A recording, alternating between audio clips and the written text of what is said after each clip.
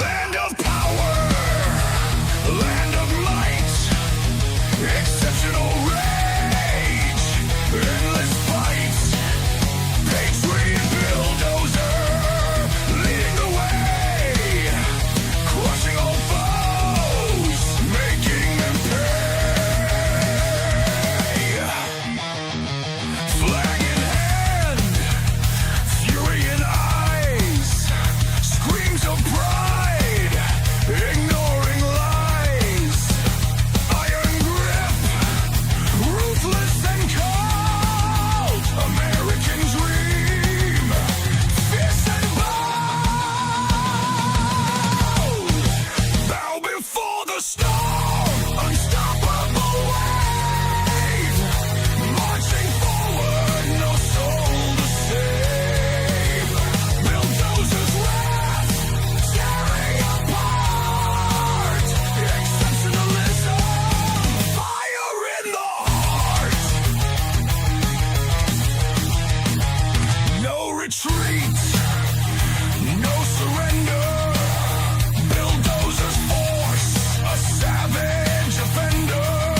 Red, white, blue, burning bright. In the chaos, he finds delight. Blazing trails of destruction left. In the name of the blessed, the theft. Freedom's price, a crimson blade. Bulldozer, savage of fear, legend made. Bow before the storm, unstoppable wave. Marching forward, no soul to save. Bulldozer's wrath, tearing apart. Exceptionalism, fire in the heart.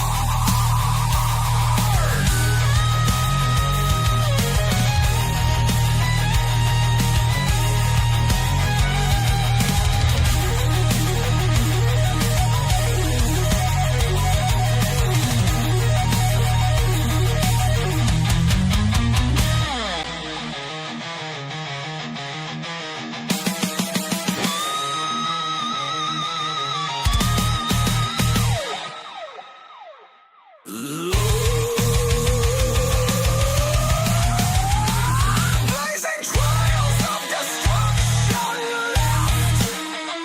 In the name of the blessed, the theft. Freedom's price, a crimson blade. Bulldozer, savage of fate, legend made.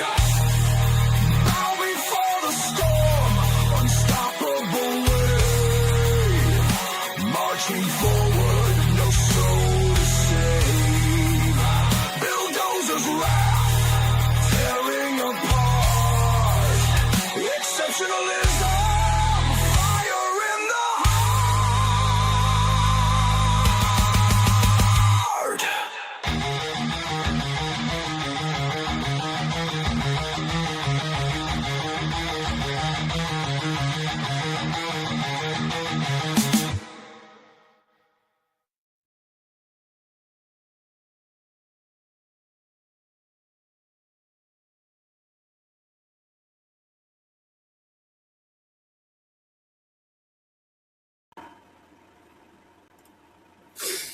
Good evening, everybody. Welcome to the Dozer Den.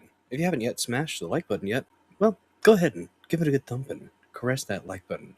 Lean in real close to the like button. Whisper sweet nothings in its ear. And then pound away, because that's what you gotta do with that like button from time to time. Sometimes you gotta treat it like that. You got to. And that's okay. That's okay. Sometimes you might get excited about the like button. I know I do. And if you do, get excited about it, and you need to hit it more than once, make sure you don't just hit it twice. You must hit it at least thrice. For if you only hit it twice, that cancels it out, and you don't want to do that. You want to be a proud killdozer here in the Dozer Den. That is right. Make sure we're actually live here. We are good. Make sure my audio is good. Shoot. Is my audio working right now? I really hope it is. Uh, yes, we are good. What is up, Sanglant? Good to see you. And to those over on pill.net, thank you so much for the red pills and the reposts. Appreciate the heck out of that. Snarl Barky, Chops ITMC, I think was helping out. WS Hawks fan, if I'm not mistaken. Slap that bitch like she owes you money. That's right. Sometimes, guys, you gotta slap that peach. Right here. Right here. Whoosh! Slap that peach. Every now and then you have to. Sometimes you make them count just to drive the point home. That's one of the emotes that you'll get when you subscribe to the Dozer Den or the dozerden.locals.com, which honestly is your most bang for your buck. You get access to that live chat, which I do have a live chat open that I need. I just realized I need to pin a 24/7 live chat to the top of the page there in locals, and then there are live chats that pop up for every stream too. So, but when you subscribe for a measly $5 a month or $50 for the year over there in the dozerden.locals.com, that's right. If you subscribe for the year, you get 2 months free. That's a hell of a deal. And you get all the benefits of a Rumble subscription, which include your name being lit up in the most beautiful shade of MAGA red that tries to catch a Rumble rash. It oozes patriotism, and the only treatment is more America. Not less, more. Some would say, you've got enough America. I say, no, no, no. We could always use a little more America. It's true. It's true. And you don't have to worry about ads, and you don't have to worry about being locked out of the premium content that I have to churn out. I got 5 hours that I'm supposed to do each month. What's up, Salty Zipper Tits with a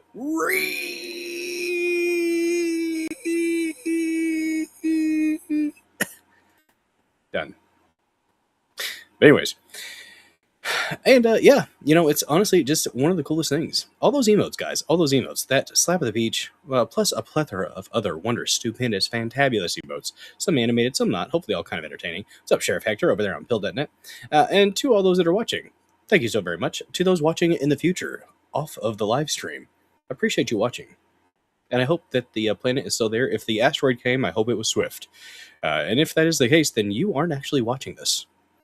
Unless you're watching from beyond. Maybe you got transported. Maybe they turned on the Large Hadron Collider right before the meteor struck and it caused everything to go away. Apparently, we're supposed to lose gravity tomorrow. Have you guys heard that? Ho ho. That's something I could throw in at the end of the show. We might talk about that for a minute. Do I think we're going to lose gravity? No. No, I don't. It's not playing hide and seek. We're going to be able to find it.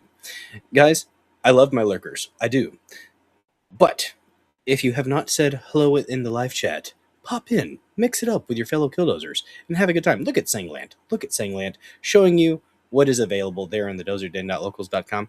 You can do emotes. You can post pictures in the dozerden.locals.com. You can't do that in this live chat, but you can over there in the dozerden.locals.com. You can put memes in there. You could be horribly inappropriate, or maybe considerate of the tendencies of others. That's an option too. But yeah, don't forget to smash the like button, comment in the comment section, repost the stream. Very, very nice. You're going to hit your bong so hard when you all are falling. I will still be high as fuck. Well, okay. That's longevity. Longevity, Salty Zipper Tits. It's dedication to the high. It happens. Is it a clean bong? Do you clean your bong? Do you buy bong cleaner? Do you clean it with alcohol? Do you use other things, Salty Zipper Tits? Or are you a lazy partaker of the devil's lettuce, the wacky tobacco? What's up, Tim Finman? Been a minute, man. Good to see you. I hope you are doing well, good sir. You're having a terrific Tuesday evening.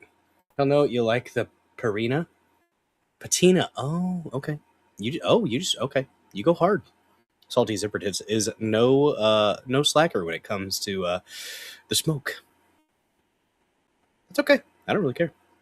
I'm glad it's getting legalized. So you do change. Well, there you go. At least you change the water every now and then. That's important. You don't want little fuzzies starting to grow up in the water. Okay. Nobody wants penicillin in their especially if you're allergic to something like amoxicillin. That could be bad, right? Don't know. I don't know, guys. Why are we talking about this? Salty, you've derailed me. I've squirreled. But guys, We're on Rumble. We're on Pill.net. We're on the DozerDen.locals.com. We're on the X Machine, and we're on YouTube. We're not on BitChute because you know what? Half the time BitChute doesn't even take my streams. So like, I don't know. Somebody's gonna have to talk to me to make me want to go back to streaming to BitChute. It's honestly the only thing that I have to enter in a new stream key each stream. So it's the annoying one, and there's nobody. I mean, I get 100 or so views over there, so I might go back to streaming on BitChute. There's like 27 subscribers, but guys, follow me in all the places if you can. It does help, and the reposts, guys. The reposts here on Rumble definitely help. I saw that Queen of Biltong already left a comment and a repost. Very, very appreciative of Queen of Biltong. Guys, did you know that you can go to www.biltongusa.com, use promo code DOZER for 10% off your order of that magnificent, magical, moist meat. Guys, Biltong, it's what beef jerky wishes it could be, okay? It's got protein, iron, creatine, magnesium, potassium, all kinds of good nutrients in that meat. But it doesn't have the added sugar, soy, or gluten because Anton is a South African immigrant that would not do you wrong. No, no, no. He wants to spread his meat across the land, and you can be one of the killdozers that helps him achieve that goal. Get after it, guys. Go to www.biltongusa.com. Use promo code DOZER. Get some of that meat. There are imported goods, sugary soda, sugary drinks, and snacks as well. And rooibos tea, which helps with a sore throat. What's up, Foreign Rebel, over there on pill.net?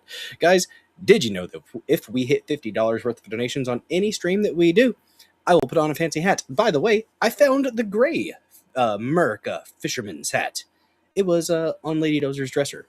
So yes, this was the khaki one that I wore on Saturday because Saturday was a poppin' stream. Got like close to 3,000 views. Thank you guys so much for that, by the way.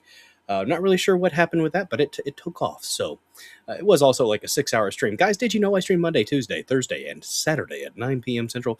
Monday, Tuesday, Thursday, do about 3 to 4 news topics, palate cleansers sprinkled about. Saturday streams, it's a hangout stream, a chill stream, a decompress stream for all you amazing killdozers here in the Dozer Den. We might do 1 or 2 official topics, but for the most part, we take music video requests for the Dozer Den DJ Hour, where you can rock out with your cock out, jam out with your clam out. Those are the only 2 options. If you're intersex, I ask that you please pick a fucking lane. Where'd it go? Oh, here we go. There you go. That was supposed to be actually a sign. Go back to that one. I went down to the wrong section. That's my bad. But anyways, hope you guys are doing all right. And I do appreciate you being here. We've got a few topics tonight. We are going to go ahead and watch the press conference about the change in childhood vaccine scheduling. A Trump win. I'm going to give props where props are due. I'm going to complain where I need to complain. I will never be a sycophant. If that offends you, welcome to America. You have the right to be offended. But no, I'm gonna give props where there's props. This is good stuff, and I maintain there are still good things happening, even if there's a lot of stuff that's like, what the hell. There's still good things, very good things. This change in the vaccine schedule, very, very good. A lot more choice. That's the biggest thing. There's a lot more choice involved. It's about a 50-minute, 40-something minute press conference. We're going to watch it. We're going to listen to RFK Jr. We're going to watch the robot lady, possibly a fembot in the background. I'm not sure what's going on with her, but, she looks like she's pretty good at bobbing her head. That's what she does. Some of the close-ups of her, all she does was bob her head. Good for you, honey. You're there to look pretty, and you're doing a good job. It'll make sense when we pop it up. After that, we're going to go ahead and play a little clip of this really, really good back and forth between, what's his face? I know his name, but I have forgotten it. Oh, no. I think, I don't know if he still teaches or not. I think they kicked him out, but he was a professor. And I think of logic, if I'm not mistaken. And he just does some really good... He just does some really good discussions. Warren Smith, really good back and forth. It's a 10-minute clip of him at Bridge USA, just trying to have conversations, and it's so insane. These liberal white women, especially after going to college, are just, there's almost no hope for them. I don't know. If she is pretty, I got something she can bob on. Damn it, salty zipper tits. Stop trying to get her to smoke your bong. You're a pusher. You're a pusher. You're trying to get people into the devil's lettuce, salty zipper tits. It's not going to happen. She is a clean individual who will not sully herself with such nonsense. I'll keep trying though. But anyways, we're gonna watch that after the press conference, and then also we're gonna talk a little bit about the Colombian earthquake. There was another big one. This is like the 10th 7+ magnitude earthquake this year. Y'all, I'm not trying to be like a Bible thumping end times kind of thing, but it's just wizard smoke. Special secrets. Your Highness. That was awful. I don't know if you were quoting that, but it's just wizard smoke. You'll be all right. What's up, Duck Fat? Did somebody say devil's lettuce? Indeed. But yes. And yeah, the Colombian earthquake's the last topic, and then I might throw in some stuff about the loss of gravity possibly being a thing tomorrow. I don't know. I forgot all about that, but it was a real product. I bet no one gets that one. It was a real wizard smoke. Huh. I have. Oh, okay. I got you. Interesting. But before we get into that, guys, I have a montage clip. So Trump has, and if you didn't know, we're really big into the UFO stuff here in the Dozer Den. At least I am, and I'm excited about it. So there has been a push for declassification and protection for whistleblowers, and this administration has done a good thing in letting whistleblowers, allowing them to abrogate their NDAs and talk to people in committees and official organizations. That's great. That's a good step. But the problem with that is that stuff's going to get stuck in a skiff and then never going to be let out to the public. In my opinion, that's what's probably going to happen. So, Wall Street Mav posted earlier from, I think, I forgot who posted this originally, but it should be down here somewhere, but I don't see it. This is the plea, and I like this. This is, I think, well done. And yeah, just let them talk to the people. How about that? If there is anything that has not been divulged to the people yet, let them go ahead and get it out. This is a cover-up. You all know it. We know it. Dadgummit. We demand the answers. This is our government. This is our country. This is our information. And damn it, we demand it. My name is Eric Burleson. My name is David Grush. Jeffrey Nusatelli. Matthew Brown. My name is Dylan Portland, a former geospatial intelligence analyst. Well, he was on somebody's show recently, and he was just relaxed and chill, and just no F's were given. I don't think. He still maintained a professional stance when it comes to stuff he's not supposed to talk about technically yet, but he was pretty much saying the thing without saying the thing, which a lot of the times in government, when someone says, I can neither confirm nor deny, usually means yes. For the United States Air Force. I'm a Republican congressman from Missouri. I'm a former career Air Force intelligence officer and former senior intelligence official who served at the National Geospatial Also, might be an alien. Maha. Intelligence Agency. I served as a national security contractor supporting the Department of War and the Department of State. I'm a former United States Air Force. They try to say Matthew Brown was a racist anti-Semite. Did he just say David Koresh? David Grush.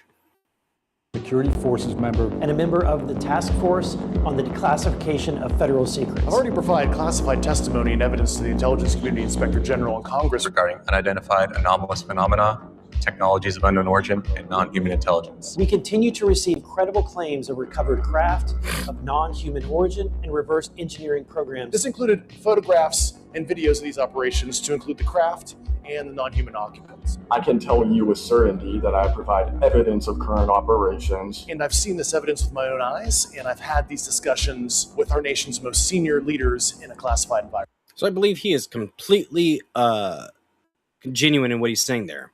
But the problem is, has he been misled? Has he been misinformed? And is he maybe unwittingly being a misinformation agent? The American people and Congress have not heard the whole truth because secrecy agreements and active threats prevent me from speaking freely. But these whistleblowers are being terrorized. I personally know current and former government employees who possess critical first-hand information but remain silent because they fear losing their careers, their pensions, or facing serious legal jeopardy. Mr. President, Mr. President, Mr. President, Mr. President, we need you to use your authority because President. the American people are behind you on this. Get it. And the time is now. Provide immunity for anyone and everyone who has already come forward, and for those who will come forward. Mr. President, give us the authorization, and we're ready to go.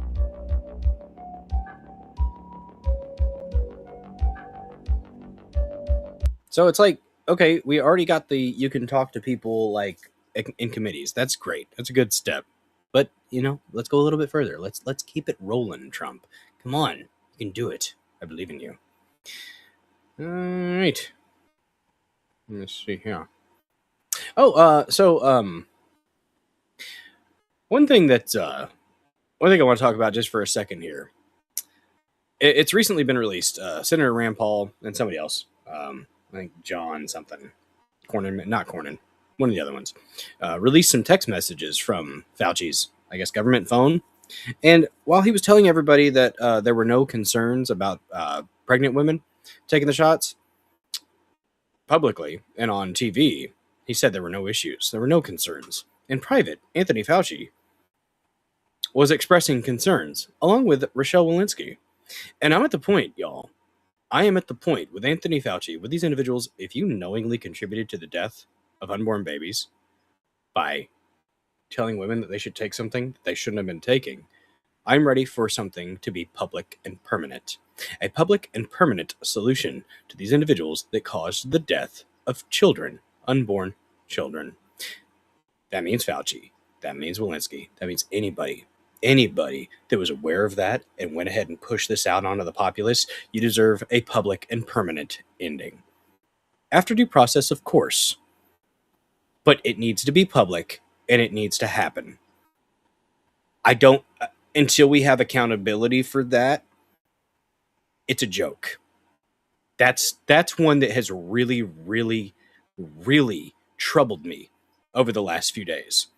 And if you were one of those people that removed people from your life or treated them horribly because they would not take the Fauci ouchie, the jibby jab, the COVID mRNA gene therapy, which now the flu shots are going to be, the ones from Moderna are going to be mRNA based. Here we freaking go again, right? If you were one of those people that removed people from your life, treated them differently because they wouldn't get the shot, I'll pray for you, but I have no use for you. And I don't want to have a use for you. And the next time it happens, be wiser. Because I'm not going to be nice next time. I'm going to be a prick. Because I was pretty nice and understanding this time. Not happening again. Apparently only 19% of people in America didn't get the shot. I have trouble believing that's a real statistic. I saw that in passing. I really struggle, and I really hope that I am not part of only 19% of the population that decided to have an independent mind and not get the damn shot. How many, it's not in my business, but do y'all really think it's only 19% of the population in this country didn't get the shot? I struggle to believe it's that low. It just baffles me. And it crushed it. My faith in the American spirit fell off dramatically during the COVID craze. Dramatically. But yeah, there's my 2 cents on the Fauci shit. And the more revelations that come out, the more frustrated I get with no accountability, y'all. It's got to happen at some point. You know what? We need a palate cleanser. I believe this is a Guinness World Record. Highest blob launch ever recorded. 92 feet in the air. They wouldn't have threatened you over 19%. Yeah. Oh my god.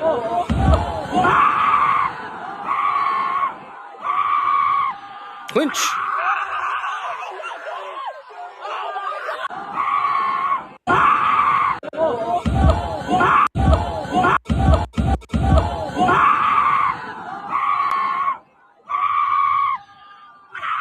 Boy, I hope he clinched before he hit the water. What's up, Hair Juicer? Good to see you.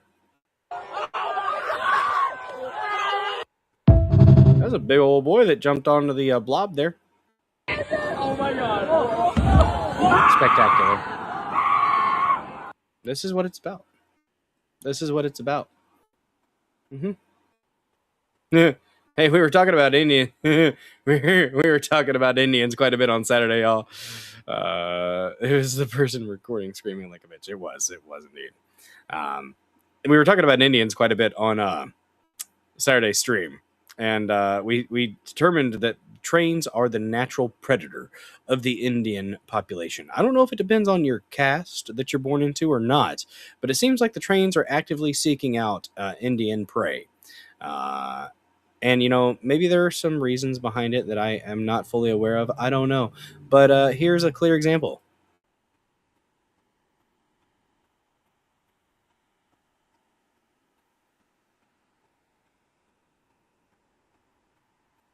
I'm going to assume he's dead.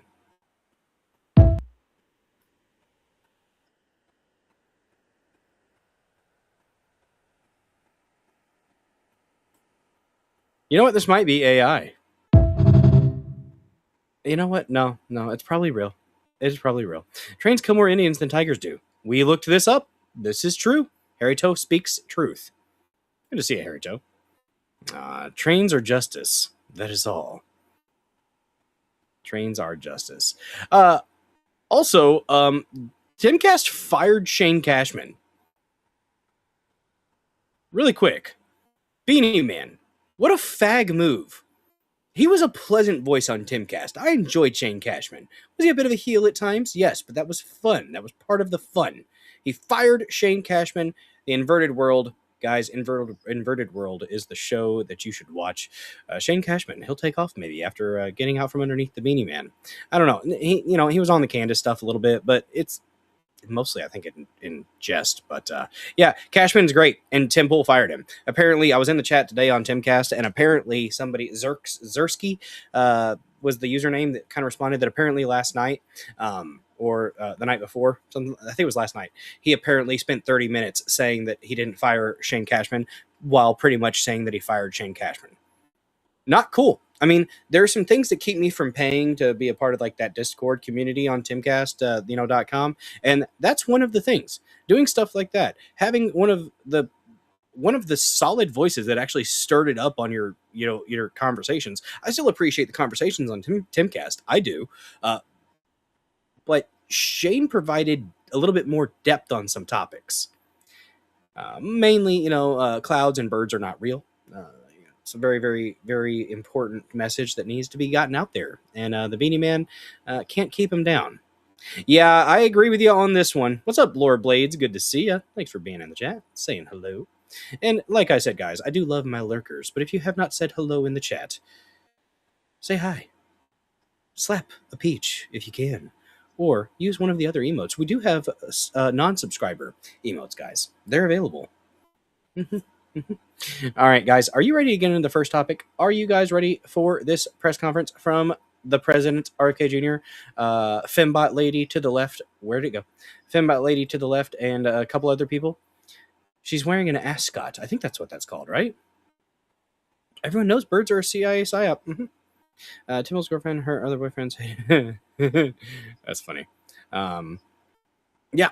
But no, we're going to go ahead and get into this conference. Guys, the vaccine schedule has been changed for children. A little bit more choice for the parents. I am all for it. This is a Trump administration win and a win for the MAHA movement, which seems to have been forgotten in some aspects. But hey, we got some good stuff here. So, oh, look at that. 5 dislikes. I have 3 dislikes on my Saturday stream. And it's interesting. There's people that are going into the comments and downvoting other people's comments. Have fun, I suppose. If that's what makes you feel better to downvote people's nice comments in the chat in the comment section, you do you, I suppose. But I'm not really sure why you have the need to devote that energy to what would be considered nice comments and nice interactions. But I can't pretend to understand why people do the things they do. So I am a student of psychology, though, so the study of human behavior. So I am intrigued. But I'll move on. We have Trump looking quite smug, chilling, hanging out. He's got RFK Jr. to his left, the Fembot lady to his right, and then other people as well. Let's get into it. I'll be pausing and kind of providing analysis as we go. It's about 40 minutes or so, 43 minutes. So every action on Rumble helps your channel, even negative. Well, damn. Okay. Although if it's got too many downvotes, they used to hide the comments, which was gay. Why would they do that, Rumble? Why? The downvoters are probably 13. Some trolls are so dumb. Yeah, they're not sophisticated trolls. we have sophisticated trolls in the Dozer Den. Let's get into it, guys. This is good stuff. This makes me happy. Nope. Where's the audio at? You guys hear anything? Well, thank you very much. And this is something very important for all of us. There we go. And it's a vaccine EO. I'm delighted to be here in the Oval Office as our administration takes another historic step in our mission to make America healthy again. Today, we're proud to officially announce the United States of America's gold standard childhood vaccination recommendations, and that has to do with many subjects, but including autism in particular. I want to thank the man who has done more than perhaps anyone else to bring about this real revolution, Secretary of Health and Human Services, Robert F. Kennedy Jr., my friend, and he's doing a fantastic job. I'm proud of you. Give me one a very powerful hand to use. Strong guy, by the way. Thanks as well to Director of the NIH, Jay Bhattacharya, Deputy. Well, yes, if President Trump, if you got a TRT like I am, you would be strong too. Your handshake would be just as strong as mine. Assistant to the President of Domestic Policy, Dr. Heidi Overton. Our Maha moms, and including Jamie Franklin, who's with us today, a very special I guess she's a Maha mom. She did the little wave. That was cute. person, and also the medical experts and professionals who've worked very hard. I might take back my fembot comments, but when you see her face, she looks like she might be a fembot. I don't know. On getting this to happen, this day to come. For long and far too long, a long period of time, America's recommended more childhood vaccines than any peer nation. Yep. And even twice as many doses as some Europe. We've been poisoning our kids. We have been. The Hep B shot, as soon as the baby's born, literally has no reason. There's no reason. Unless you are a drug user. Yeah. European countries, and even more than that. In many cases, we're requiring 72 jabs for our beautiful. Okay, so they say 72 jabs. You gotta check their caliber. They say 72 jabs, but I guess they mix a lot of them. So like you're in all, like when they mix them all, I guess eventually if you do all of them, you might be doing 72 jabs. But I don't think that I've given my children 72 different vaccinations. At least I hope not. Healthy. I know we talked to our pediatrician about it, and he's like, "Yeah, absolutely. We don't go hard." He was like minded, and he's like, "Yeah, we keep it slower. We're not going to bombard your child with stuff they don't need." Lovely, delicate little children, including giving the hepatitis B shot to infants and newborns on top of many other vaccinations. The hepatitis B shouldn't be given until they are 14 or 15 years old. They were given early. Effective immediately, my administration is recognizing gold standard childhood vaccine recommendations for only 11 core vaccinations against the most serious and dangerous diseases, along with the MMR, which hopefully will be split up. You have the MMR. We want it in 3 separate vaccinations. Measles, mumps, given at rubella. separate times. I like Together, this. there could be a possibility they're quite lethal, and separately. That is a very positive thing. Splitting those up, I think, could be very positive. I've heard so many cases, guys, and I know y'all have too. And it might be anecdotal, but if it happens enough, then it makes sense. The separate MMR shots have been a thing for a while. Fair enough. So why are we acting like it's new? I wasn't aware that it was. I thought they. I'll have to look at the damn paperwork, but I could have sworn they gave the MMR shots to my kid. I don't know. Thank you, Harito. It looks like they are not at So why is he acting like it's a new thing? all lethal, but just very effective. So the MMR, we want to have separate visits, separate times. Okay, so what he might be doing is, it might be the official recommendation is to split them up.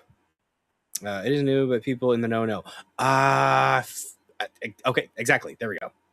Thanks, The Harito. vaccine being broken into 3 separate single doses, and vaccines being administered in separate visits. For example, at 1 year, you should have 5 separate visits for vaccines rather than getting them all in the same day. Yeah. And I saw this early on, and I've seen proof of it, where they have a vaccination thing, looks like the size of a bottle of soda poured into a little child's body. And bad things happen in many cases, too many cases, because this is an explosion. This is an epidemic. I agree. So at year one, you should have 5 separate visits for vaccines. And like when they try to say that the diagnostic criteria has changed, no. And I think RFK Jr. speaks to that at a certain point during this press conference. He mentions that this it's fanciful thinking to be like, oh, we're just diagnosing better. No. That is not the case. You don't see the explosion in autism that we've seen, especially in it's very prevalent in young Black boys. I don't know what specifically it is about that population, but the shots that we've been flooding children's bodies with, they don't seem to be doing good things. Rather than giving them all in the same day. Very importantly, vaccinations for hepatitis B, COVID-19, and influenza, among others, are no longer recommended. Good. I am really, really happy about that. The fact that they were recommending COVID-19 shots to any children is a blight on the healthcare system in general and our society. And flu shots, too. I had a conversation with my kids about flu shots the other day, and I info dumped. My kids asked me a question, and I got very, very technical about it. I do that sometimes. I struggle keeping it kid talk, and I do the academic approach sometimes, even when they're just like asking a question. And I'm like, well, my 11-year-old, she's old enough to pick up on a bit of it. 8-year-old, not so, or 9-year-old, not so much. She's getting there though. She's picking up I think it's good to expose them to a decent vocabulary. That way they're curious about words and they'll pick up on words too. And the context clues from the conversation help as well. For all children.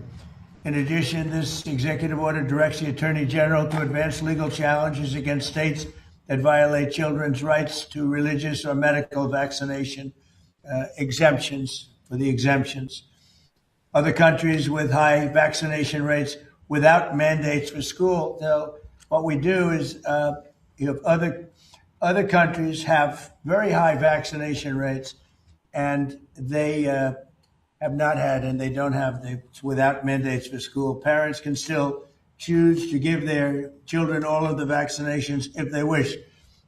It's up to the parents. We're making recommendations that are strong, but it's up to the parents if they wish, and they will be covered by insurance. However, and that's the biggest thing, just having the choice.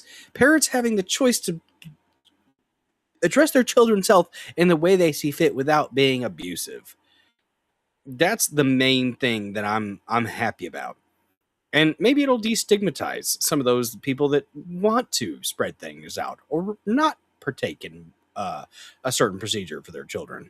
Updated recommendation finally aligns the United States with other advanced and developed nations around the world. More importantly, it aligns us with common sense and knowledge.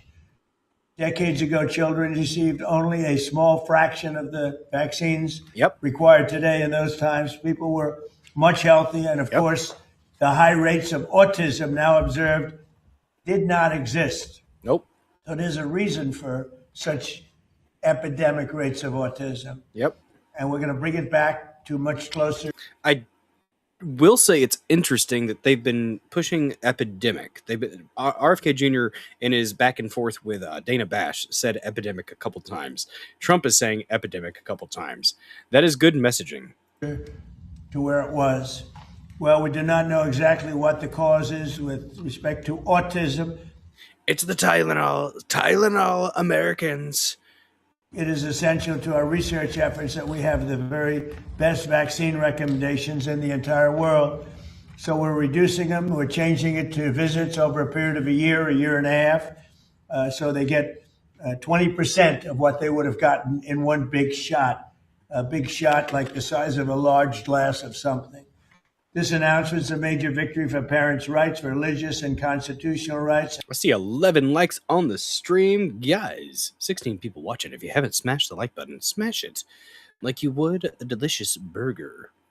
and for the Smashburger. gold standard science, and we will continue to do the research and update the recommendations as we learn more.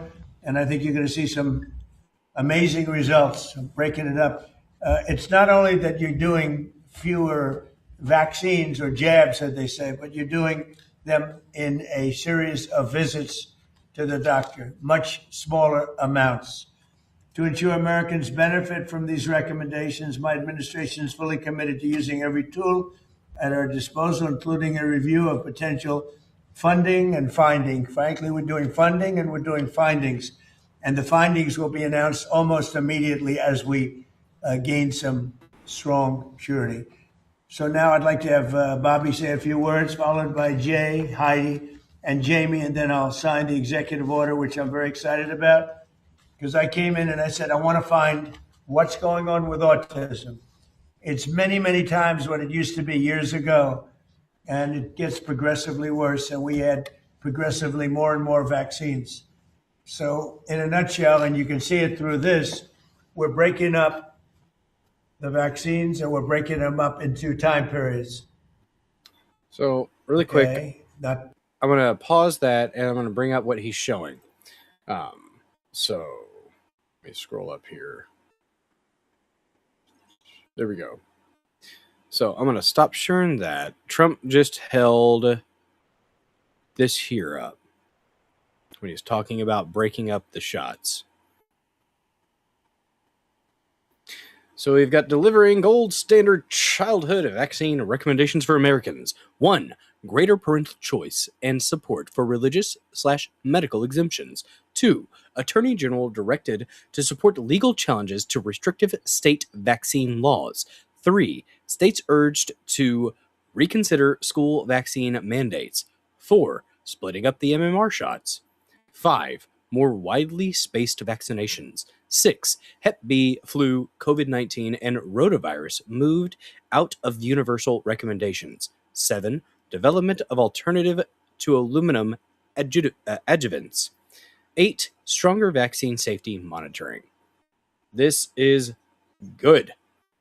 This is one of the big Maha wins, in my opinion. I am very pleased with this. Let's listen to RFK Jr. talk a little bit. I like RFK Jr. That is not what I wanted to share. Stop it, Bill. What are you doing? Let's let him talk some more. Here we go. So complicated, and we think we're going to have a tremendous result from doing that. Very simply, large amounts of vaccine, large amounts of like vats of vaccine are currently pumped into your child's Vats. body, and we're doing. Don't put vats in your child. No vats. 20% of that at each visit, and we'll let time elapse between visits so the body can handle this. I'm telling you guys, she's a fembot. She's not real. She's a robot lady. She's one of the real dolls, guys. She's one of those new teacher bots that they were talking about, made by the same company that has the real dolls, which are for sex, which makes me think somebody is going to screw one of those teacher robots. It's going to happen. Where there's a will, there's a way. Massive amount of fluid being pumped in. I think it's going to make a big difference. You know, there are some groups that have virtually no problem. He said he was going to let RFK Jr. RFK Jr. was ready, and then Trump just keeps riffing. He gets on a riff. He starts going. With autism. It's like, once I get on a roll, I can't stop. I tried once. It didn't work out well. It's like when you're taking a whiz and you try to stop it, you try to cut it off. It's not healthy. Honestly, I have to keep going. Who's that robot chick behind Trump? Does she shoot bullets from her? She's a fembot. I told you, Harry Toe. It's a fembot. And we need Austin Powers to dance around in a Speedo and gyrate his pelvis so that it gets her to malfunction. Okay? Is that why they disappeared from Dollhouse Phil? It's my future ex-wife. Watch yourself. Get her. You know, I have to say this. They're groups that aren't big into the world of vaccines. So there's something wrong when we see record numbers all the time, every year for years and years. Every year gets higher, higher, higher autism. And we think we have a very good recommendation, and a lot of good things are happening. We're going to be releasing some. He's saying very it without detailed- he's saying it without saying it. He's not saying directly the vaccines are causing it, but he's like, hey, we've had an explosion, an epidemic of autism. It's because the shots. He hasn't actually said that, but what's up with her hand? She is doing the I don't know. I guess she doesn't know where to put her hands. She's like Ricky Bobby. Honestly, she doesn't know what to do with her hands, so it has to go on her tummy. I don't know why it has to go on her tummy, but it does. He's gone from everything, even his shop site. Well, that's weird. She's holding this baby. Here's another one. European countries versus the United States. Look at that. These are high-level, very medically powerful European countries. You see the top. Yeah. Little chart says a lot. Did you see that? That's a RFK Jr., watch his hand. These are Watch his hand. high-level, very medically powerful European What's countries. RFK Jr.'s right hand? You see the He just said, let's go. He said, hurry it up, Trump. Come on, bud. Come on, hurry it up. He's like, let me go. That little chart says a lot, but that's the difference. So with that, I'd like to have Bobby say a few words, please, and then we'll go to the others. Please, Bobby. Thank you, Mr. President. I want to start by just reinforcing something the president said, which is the source of his concern about this issue. And I'll just give an example. In 1970, the biggest epidemiological study at that time in history was performed.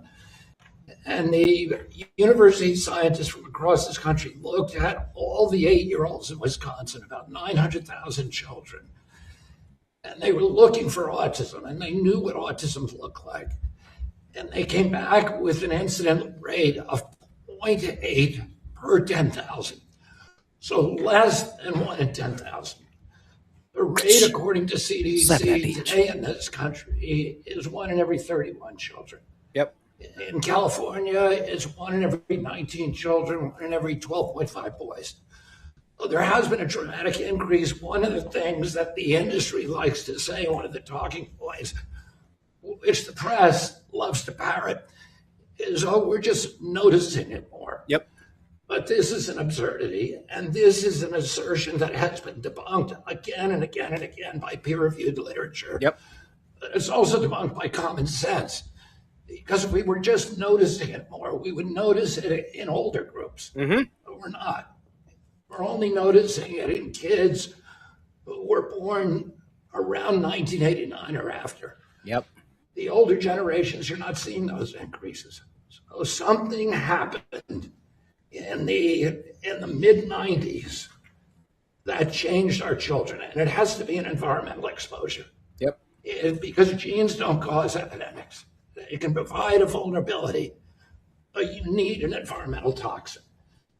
And what the president has charged us with is finding which one of those exposures or which collection of exposures are causing this epidemic.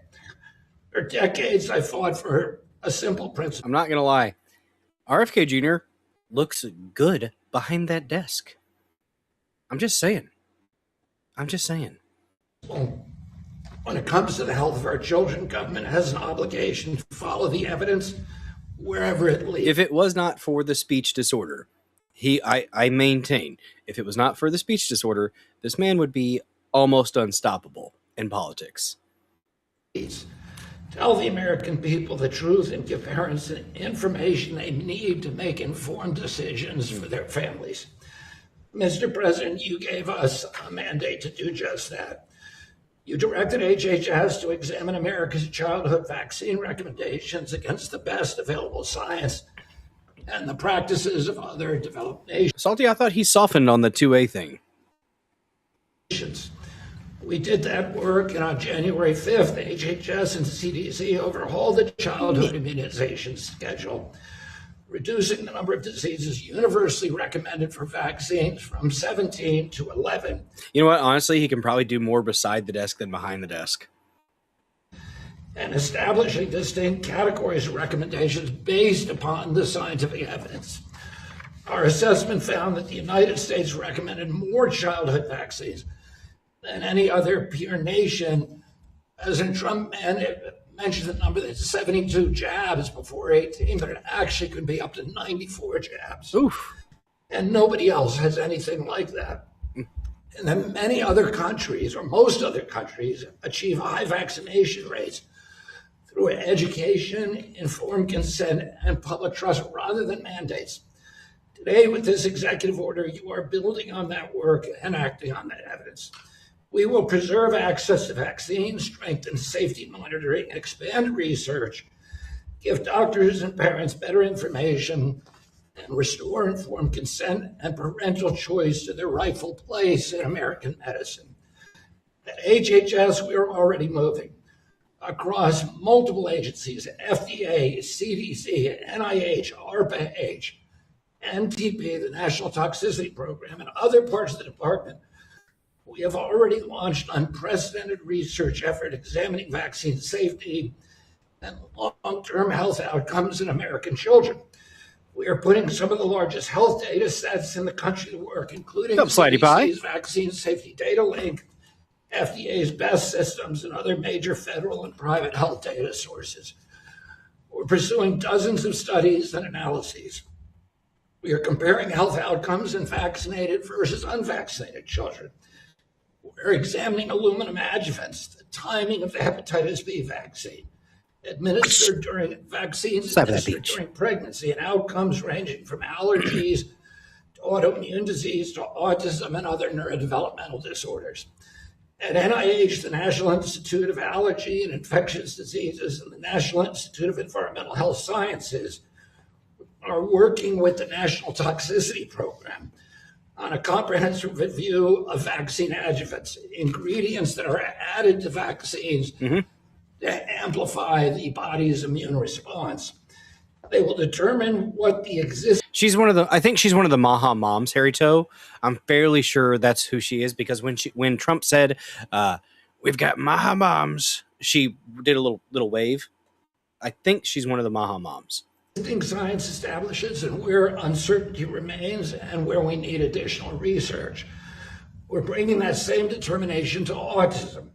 NIH has launched the Autism Data Science Initiative with 13 research awards examining autism prevalence, causes, treatments, and services. 5 of these will include vaccines among the potential factors that they examine. Dr. Bhattacharya will discuss that work in greater detail. Next month, ARPA-H is preparing a major new initiative focused on foundational causes and biology of autism and on better diagnostics, treatments, technologies, and tools for people with autism and their families. We will examine every biologically plausible hypothesis and leave no legitimate scientific question unexplored. Mr. President, you have told us that you want answers, so do I. We have just over 2 years to finish the work, and I know you're impatient, and we are moving with urgency as that deadline demands. We will bring you actions and findings as soon as they are ready. We will not wait for the 90-day period, and within 90 days, as you have directed, we will deliver the full response required by this executive order. Our task force on safer childhood vaccines was established by Congress in 1986, but went dormant in 1998. Last year, after nearly 3 decades, this administration reinstated it as required by the statute, and yet it was discontinued. And you restored that congressional mandate. The task force is already working to expand vaccine options, examine the timing and sequencing of childhood vaccines, strengthen safety monitoring, advance research into alternative adjuvants, and continuously evaluate risks and benefits using American and international evidence. Taken together, What's up, Potar Jr.? This is what gold standard science means. No predetermined answers, no institutional taboos, no sacred cows, no hiding uncertainty. That's the hypothesis. Why are you against sacred cows? We like sacred cows. We do not like trains. We like sacred cows. Examine the data, replicate the results. Tell the public what we find and be honest. This is the standard you've set for this administration. It's this standard I intend to enforce at HHS, Mr. President. You asked us to get this done, and we are getting it done. And we will keep working with urgency until American parents can have confidence in the medical advice that their government gives them is worthy of their trust. Thank you very much, Mr. President. Thank you very much. Thank you, Bobby. And Jay, please. Today is a historic day for public health in this country. The executive order recognizes the plight of millions of parents across the country with autistic children. Autism is a very complicated condition with very heterogeneous, ranging from relatively mild symptoms where kids are full functioning to a devastating condition that fundamentally alters their lives and the lives of their families. So, really quick on the differences in levels, different levels of autism, and there are different levels of autism. It's important to remember when someone says they're what bothers me about the pride stuff is that it has roped in disabilities or the neurodivergent or neurospicy, as some like to say, conditions, individuals. Autism could be something as simple as, oh, this person is kind of off and or quirky and doesn't like to make eye contact, but is still fairly functioning, high functioning individual, all the way up to nonverbal, incontinent, unable to communicate at all, even noises. Sometimes it even is so severe that even noises of displeasure or frustration don't occur. So there are levels. There are middle grounds too. There can be a slew of behaviors that are associated with it as well. So it's very, very cringe and very frustrating to individuals who have a child, an adult child, that is severely, yes, self-harming, head-banging, scratching, picking, grabbing at parts that they don't understand why they're doing certain things. It goes, when you have an individual, a child, that is like that, and then somebody says, "Oh, I'm proud of my autism," or "You should have autistic pride." Tell that to somebody with an autistic child that does not speak, that is not toilet trained at 10, 15 years old, is not going to be able to lead a normal life. Tell that to them. Tell them they should be proud. They should be waving a flag during Pride Month for some weird freaking reason. There's levels, and a lot of people don't know that, and that's, if you're ignorant, that's whatever. But yeah, I've known a few people from India. I was told cows are sacred during the day but disappear at night. It's the aliens. Aliens have abducted them. They're doing experiments. Yeah, it's and to think that we might have done that to our children, we might have caused certain behavioral, developmental delays in our children, really, really bothers me as a parent. We've heard from Secretary Kennedy and from the President their passion for the plight of these families, to see how we can help them understand the... Salty Zippertit saying, whenever the kid, oh dang, so you trained a service animal on a nonverbal autism. Good on you, Salty Zippertits. That is awesome, dude. Whenever the kid would start self-harming, I trained the dog to interject by distracting the kid. It was a Wolf Malamute, 88 pounds. Dude, thank you. That's awesome. What's up, Palms R Us? Good to see you. Condition to help prevent those conditions from happening in the first place. And what this executive order does is it orders us. And I'm really excited about the potential treatments. There are some interesting treatments, just some like a sublingual vitamin that can be beneficial to people with autism. Nonverbal autistic individuals start speaking a little bit. It's fascinating. Fascinating, the science that's out there that people have shied. Well, there's nothing to cure. Come on now. Don't be like that. And thank you so much, Slidey Pie, coming in with a $1 Rumble rant. Turning the chat a lovely, lovely shade of blue. And if the chat goes blue, you know what we must do. She says, dance, baby, dance. Well, I'll dance for you.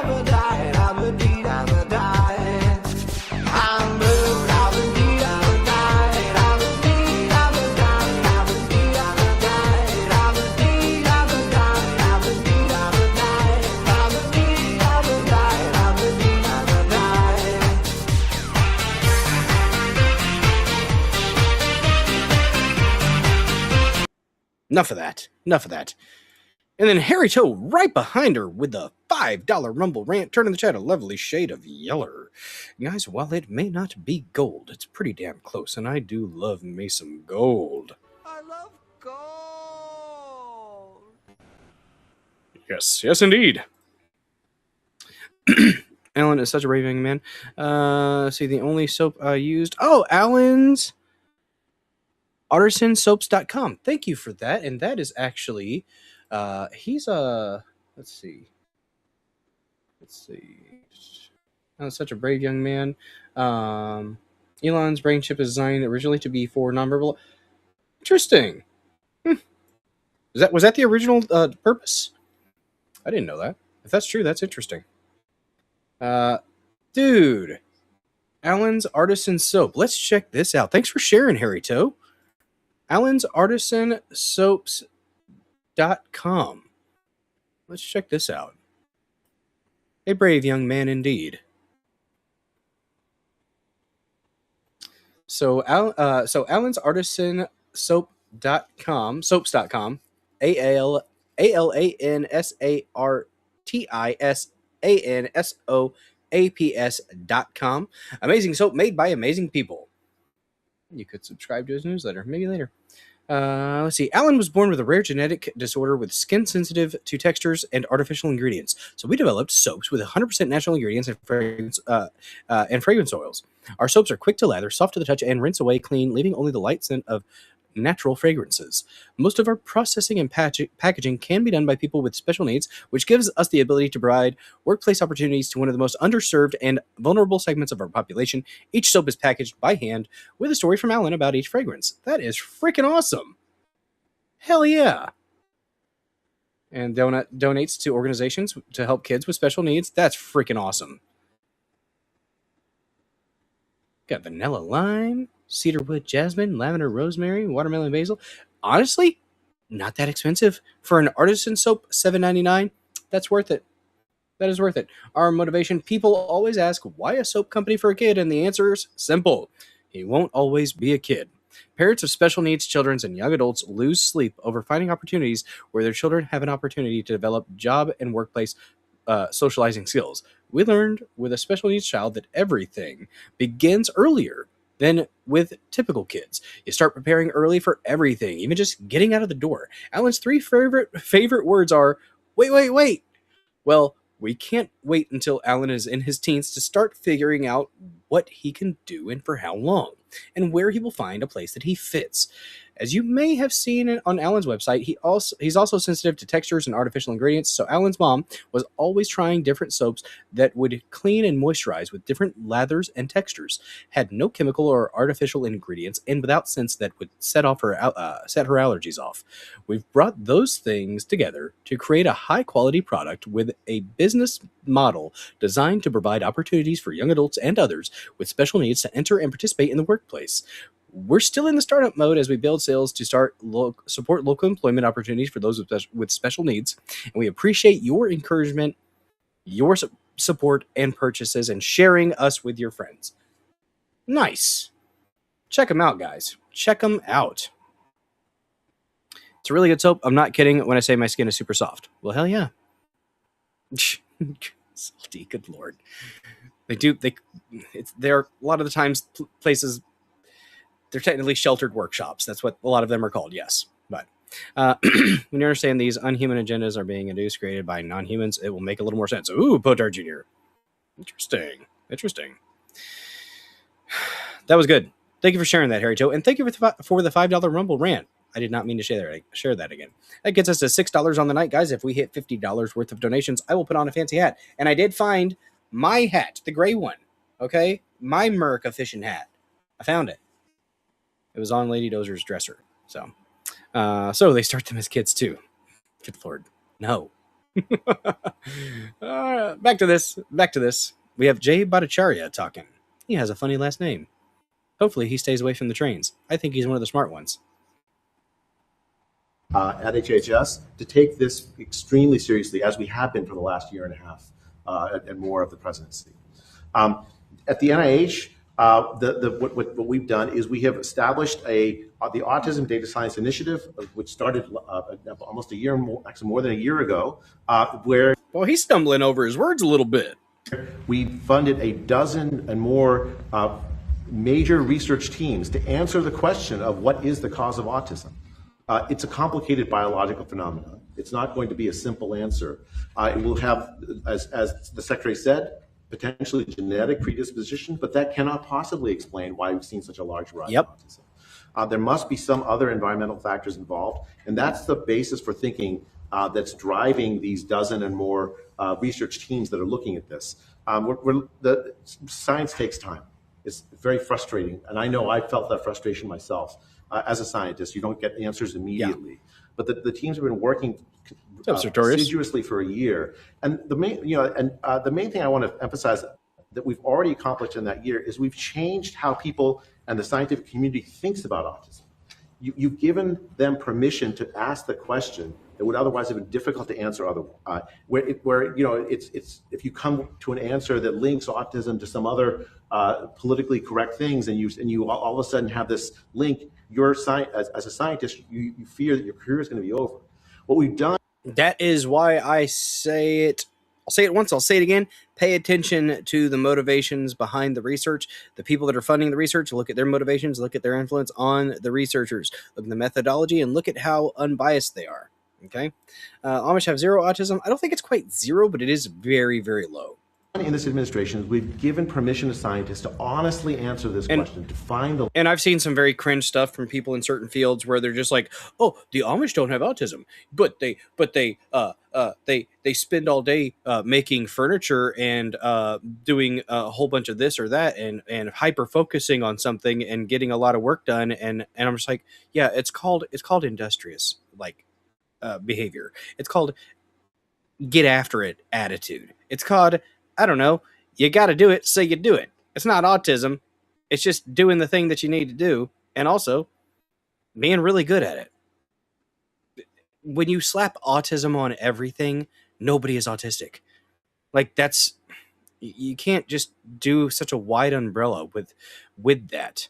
I think it loses its merit, loses its weight. If everybody is autistic, nobody is autistic. Link for the first time. And with the change in the vaccine. What is he doing with his face? Trump, what are you doing, sir? Calm down. It's called work, or be shunned and never see your wife or kids again. That's right. Vaccine recommendations that the president has signed. What you have given is parents a choice, autonomy, a decision-making over how they want the vaccines. Literally. And a lot of people don't understand that science isn't necessarily looking for this or that. When you're doing an unbiased research study or analysis, you're looking for the null. You're looking to say that nothing happened. If you aim to prove that it's completely unbiased research, you're trying to say nothing changed or nothing occurred. When you're looking for an outcome, you're not being an unbiased researcher, an unbiased scientist. Shops High TMC says there's a 100% correlation between lower health of a child and vaccination. It would appear so. Yeah, it would appear so. So I told this to my kids the other day when we were talking about studies this, studies that. You have to be careful of who's behind the study. Woo, off work now for the half-mile walk to my car. Well, hopefully you don't get, hopefully you feel like you are safe and you don't have to guard your backside. Hair juicer, have a safe walk. Sounds like a good walk. Do you ever jog that half-mile back to your car? I hope you had a decent day at work. Given to their kids. I believe fundamentally that many vaccines are important. I've said measles, for instance, the measles vaccine is important if we want to take control of the measles outbreak. But at the same time, we shouldn't be keeping kids out of school because they have made different decisions than other parents. A lot of the reason that we're seeing certain outbreaks in this country is because of literally unmitigated influx of illegal aliens into the country. People don't want to talk about that, though. Guys, ICE was close to me. ICE was in a town in southeast Missouri recently at a rodeo, and they got a few. People from like different countries come to this rodeo, so like it makes sense that ICE would have been there. And yeah, the local sheriff's department worked with ICE. They didn't make the arrests, but when you're trying to get alcohol with a green card that's expired, you're gonna get flagged. And maybe if you've been here for 30 years, buddy, you should have been an adult and done what you needed to do. Yeah. They tried to stir stuff up, though. Colleagues don't do that. A lot of the collapse in trust in public health has come because of these mandates that we've seen imposed during the Biden administration on the COVID vaccine and so many other things. What this does is it restores autonomy of families and parents to make good decisions for their kids. It allows and continues to emphasize the importance of science in recommendations about vaccines, and fundamentally restores a sort of. He's trying to flex on RFK Jr. by remembering his speech. But, honestly, he could have at least had an outline, and that way he wouldn't have been as stuttery about it. Let's see. Notice that no pharmaceutical company has developed a vaccine against gum disease. Wouldn't that benefit to the people? Who would lose out? Those 9 out of 10 dentists that say, I'm safe here in rural Iowa. You should be fine. Hair Juicer 3000. I have family that's going to be moving up to Iowa, I think in the next year or so. Going up there for a work opportunity. Healthy relationship between public health and parents. More in line. You're right to the north of Missouri, right? I should know this. I look at the maps periodically. My geography is off. Pill.net, Chops IT seems saying, ICE shows up where I work from time to time, never for gangbangers or other worst of the worst. I've noticed that. Oh, they get some of the worst of the worst from what I'm seeing. But what part I'm not sure. But my brother-in-law that I actually did some work with over the weekend on my mother-in-law's property, he's going to be doing like heavy equipment stuff. Working for a good company, so. With what happens in European countries than in the United States, where the childhood outcomes are often much better than we see here. Yep. It's a big first step that we were, and that builds on what we've been working on the last year and a half toward a more sane public health system that sees healthy kids grow up without pressure, without undue influence, to make good decisions for their families and for their kids. Thank you, Steve, please. Thank you, Mr. President. Because of your courage and leadership, Mr. President. Get him, Stephen Miller. Get him. Millions of parents all over America today are breathing an enormous sigh of relief. I say this as the parent of young children myself.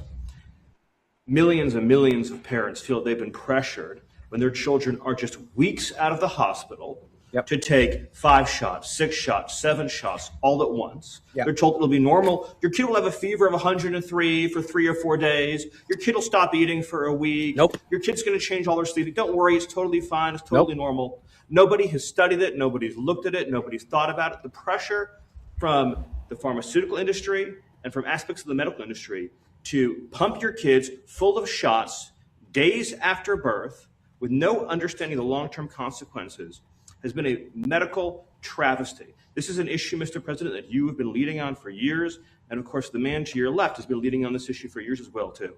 It's a really incredible moment to stand here today and finally see the concerns of parents around this country addressed. There's been so much heartache where parents have had healthy children with no issues. They know they've been pressured into doing things that they didn't want to do. And medical science has told them for years that their concerns are not valid. This order does 2 fundamental, incredibly important things.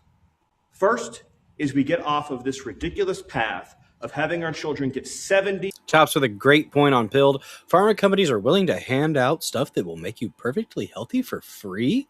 If the service is free, you are the product being sold. It's the same way with social media. To 90 shots. That is wantonly excessive. Remember, each and every one of these shots produces a profound immunological response. So across any large population, if you give a kid shot after shot after shot, you're going to have vaccine injuries.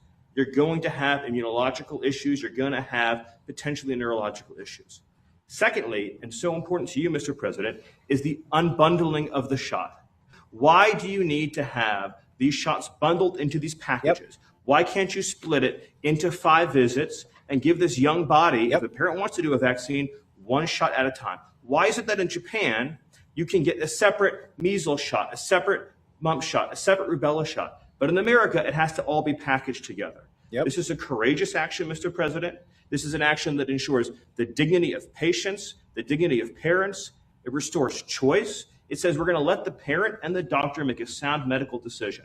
And again, I'll just say one more time, the fact that you have had the courage to push this forward, knowing the unfair criticisms from some in the establishment, and to give the chance for Bobby, who spent decades representing parents, to stand here today.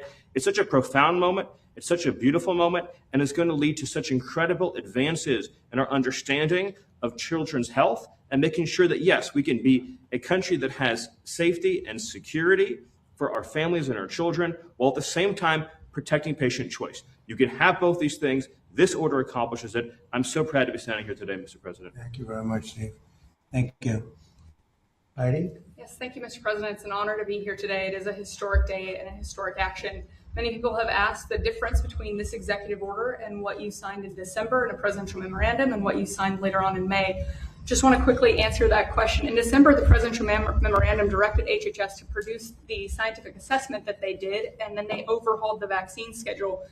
Those actions have since been held up in court.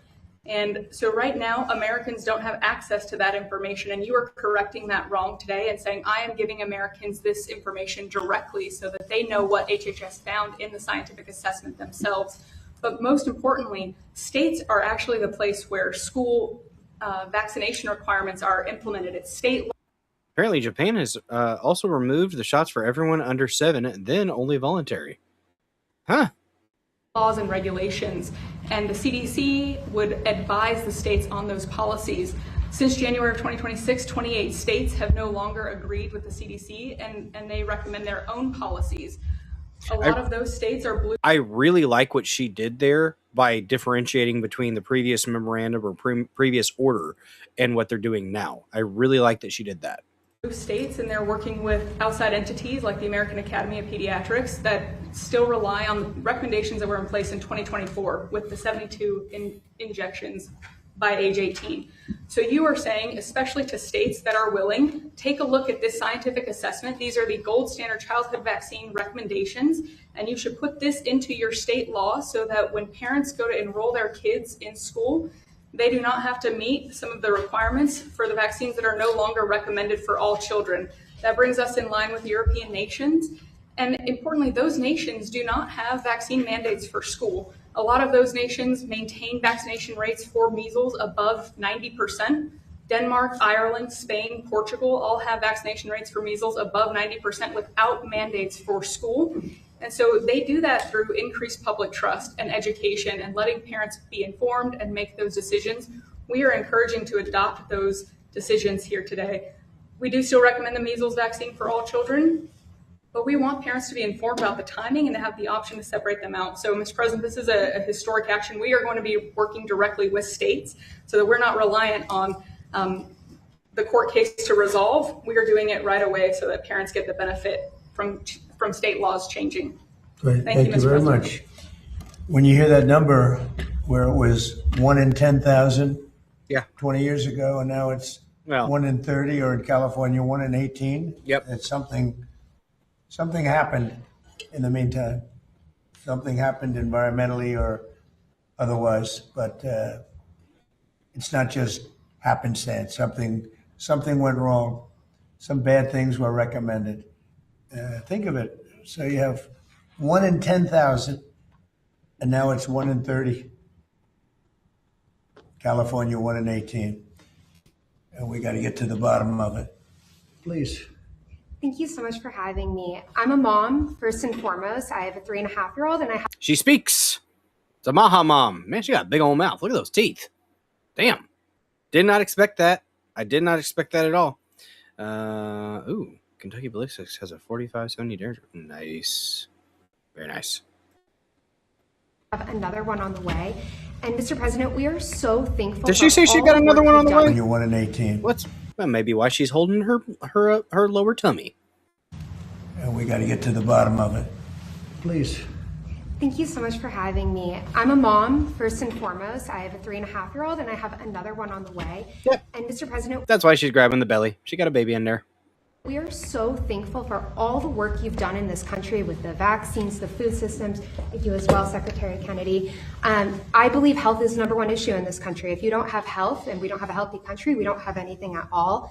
And no parent should feel the pressure of immediately their child is born and a bunch of vaccines are pressured and pushed upon them. This is about freedom at the end of the day. This is what this country was built on, freedom for parents to make the decisions that best suit their kid.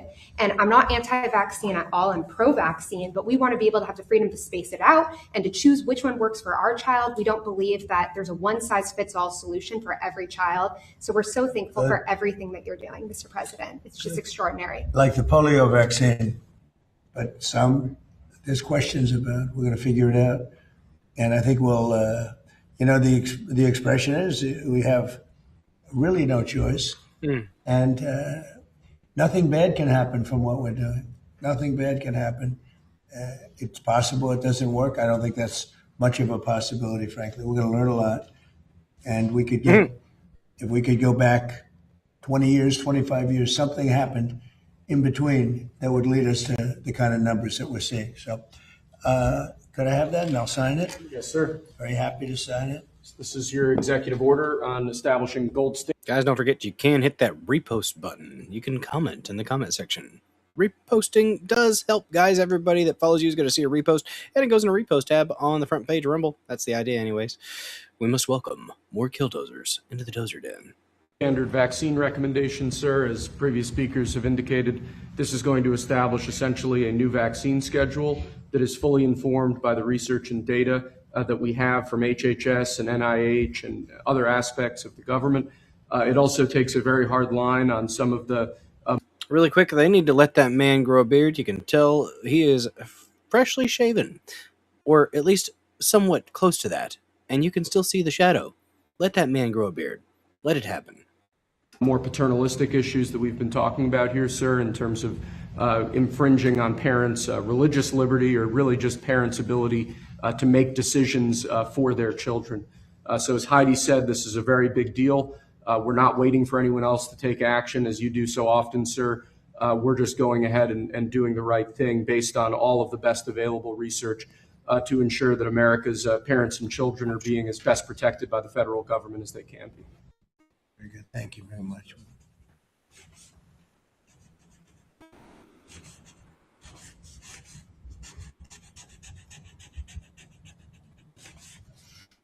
Okay, that's a big one in my book. Damn good one. I wonder how the questions are going to be, huh?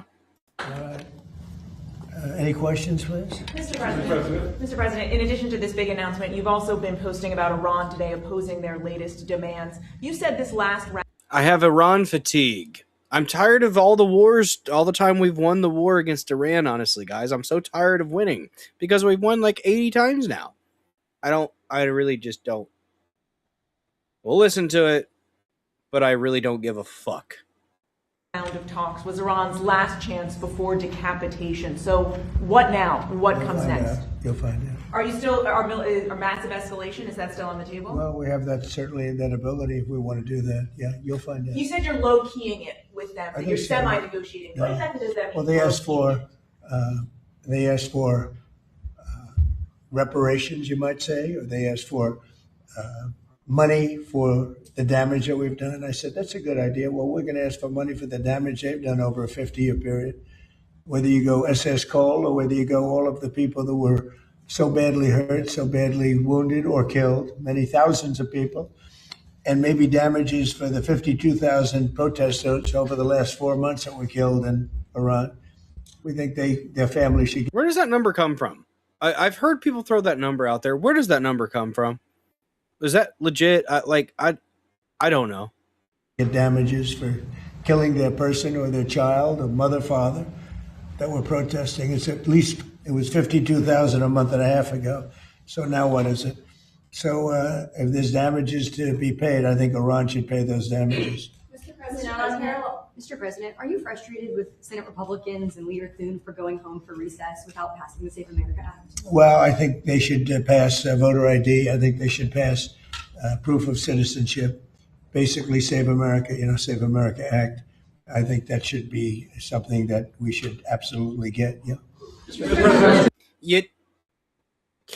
You know what would be lovely if he would go as hard at the establishment fucks in the Senate like Thune? It would be nice if he gave 10% of the ire that he directed at Thomas Massey at fucks that are in power causing issues like Thune.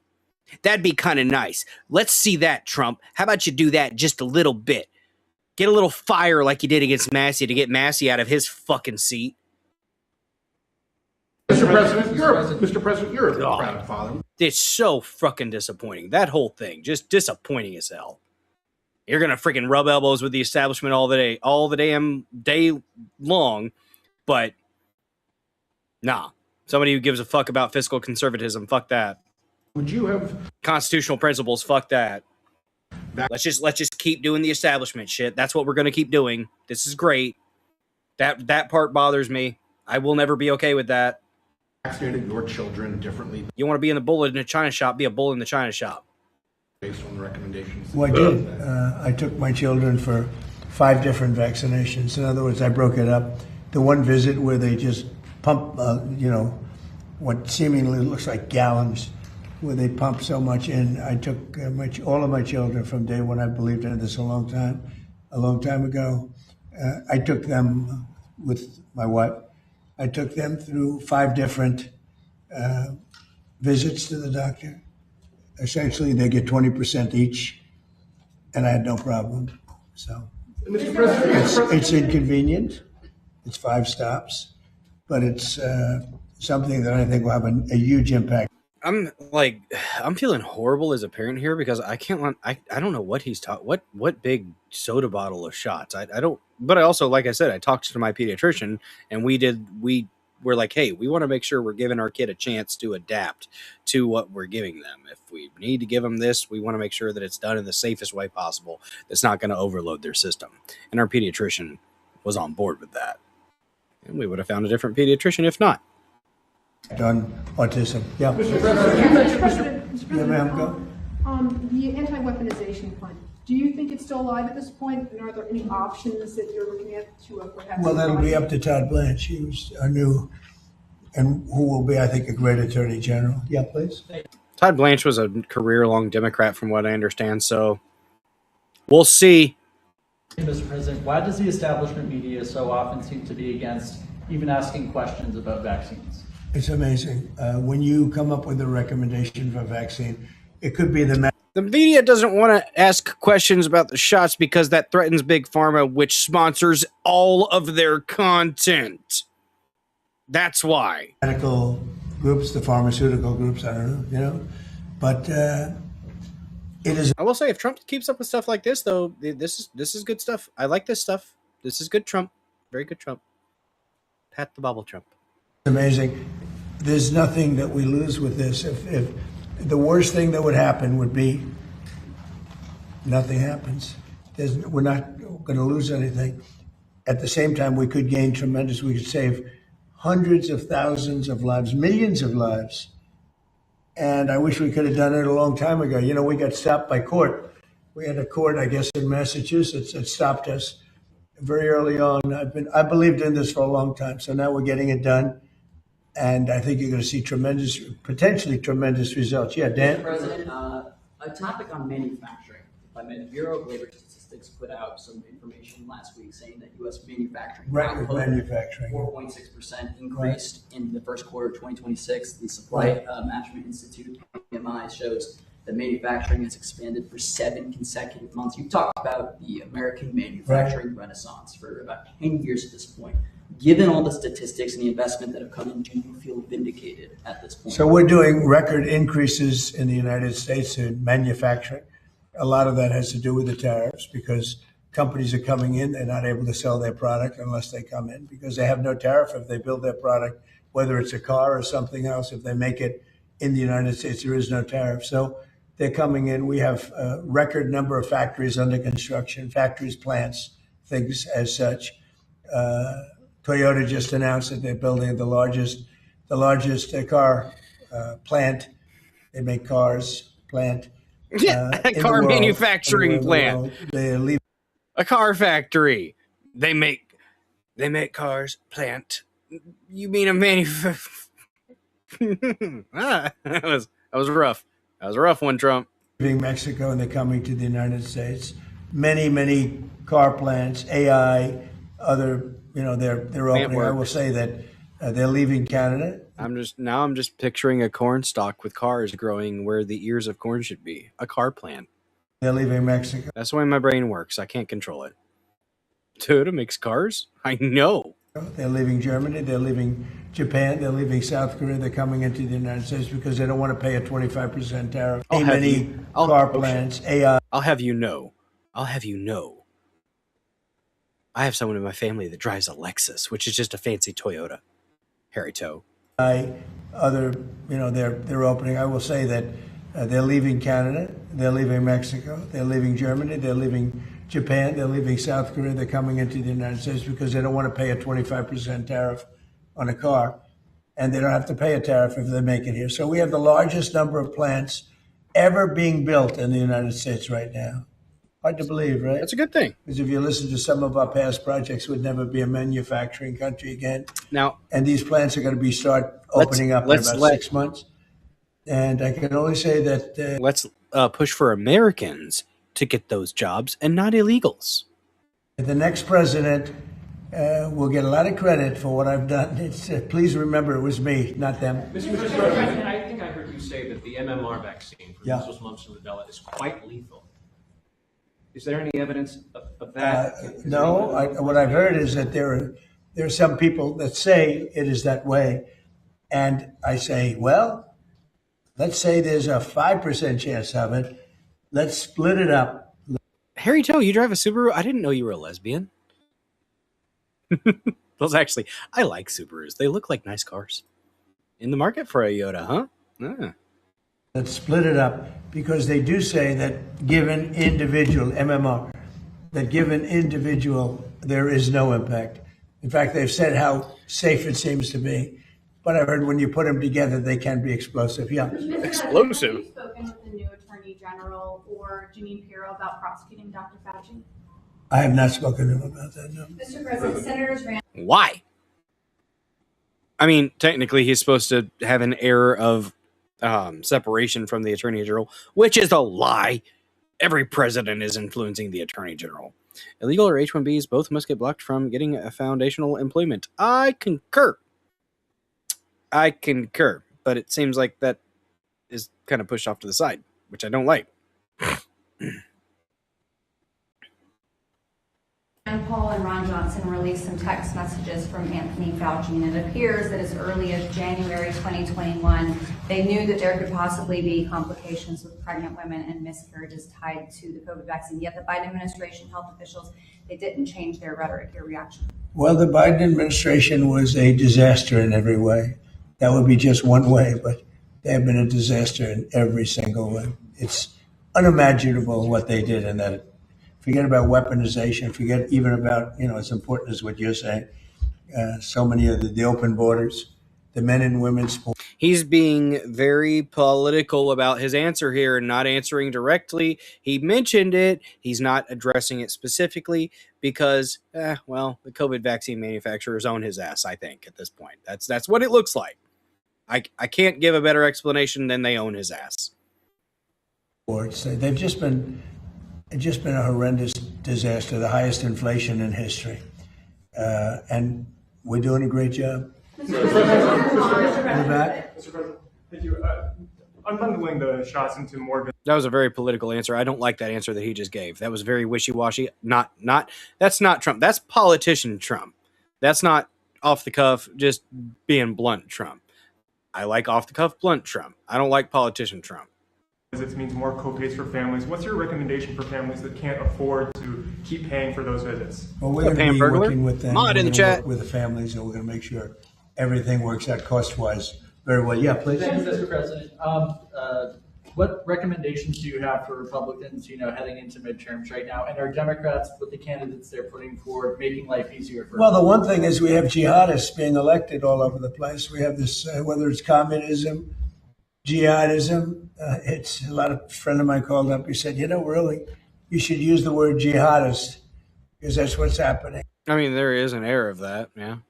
A holy war. And I'm not sure that anybody, if you take a look at what happens in other countries, I think that's not going to. I really wish he would have given that question about the damn knowledge that Fauci and others knew about the risks to pregnant women with the jabs. I really wish he would have given that more attention, but he didn't. That's disappointing. Damn it. Ugh. Be necessarily the way. Let's talk to RFK Jr. about it. We want to live. But when you look at the radicalism and the craziness of the candidates and the stupidity of what they're suggesting, let's get rid of the Supreme Court, let's get rid of the presidency, let's get rid of the Senate. They want to get, sometimes I'd like to get rid of the Senate too, but I don't. I mean, president's got some interesting powers. Say it, and I wouldn't do it. Too much power. We've honestly made the presidents kings in certain aspects, with mostly the pardon, but that's the one that's almost untouchable. That's like plenary authority. He can do whatever he wants with the pardon until we have an official challenge. Yeah. But they want to get rid of the Senate. They want to get rid of ideally the House, but they're thinking about maybe keeping the House. Isn't that nice? These are people that have been not successful. They're people that have been. I think we need to repeal the 17th Amendment and make it so the state legislatures choose your senators again. I don't think the people can be trusted with voting in with a popular vote a senator at this point. House, sure, go back to the old ways. Back in the days before the 17th Amendment was passed, the state legislature decided who the senators were going to be. I think we should go back to that. In many cases, failures. They come from other failed countries, and they come here and they tell us how to run our country. They come from places like I won't mention. Yeah, there were a lot of people getting like saline or the lower effective batches, but the ones that were getting hot batches were absolutely having issues with pregnancy. And let's not forget, guys, shedding is an actual thing. People that got the hot batches, the full force of those shots, that gene therapy, they were shedding some of that spike protein, which could lead to a cytokine storm in people around them that didn't get the shot. So say, for instance, you had somebody who had just recently gotten pregnant, and they were around somebody who just got that jibby jab, just got their booster.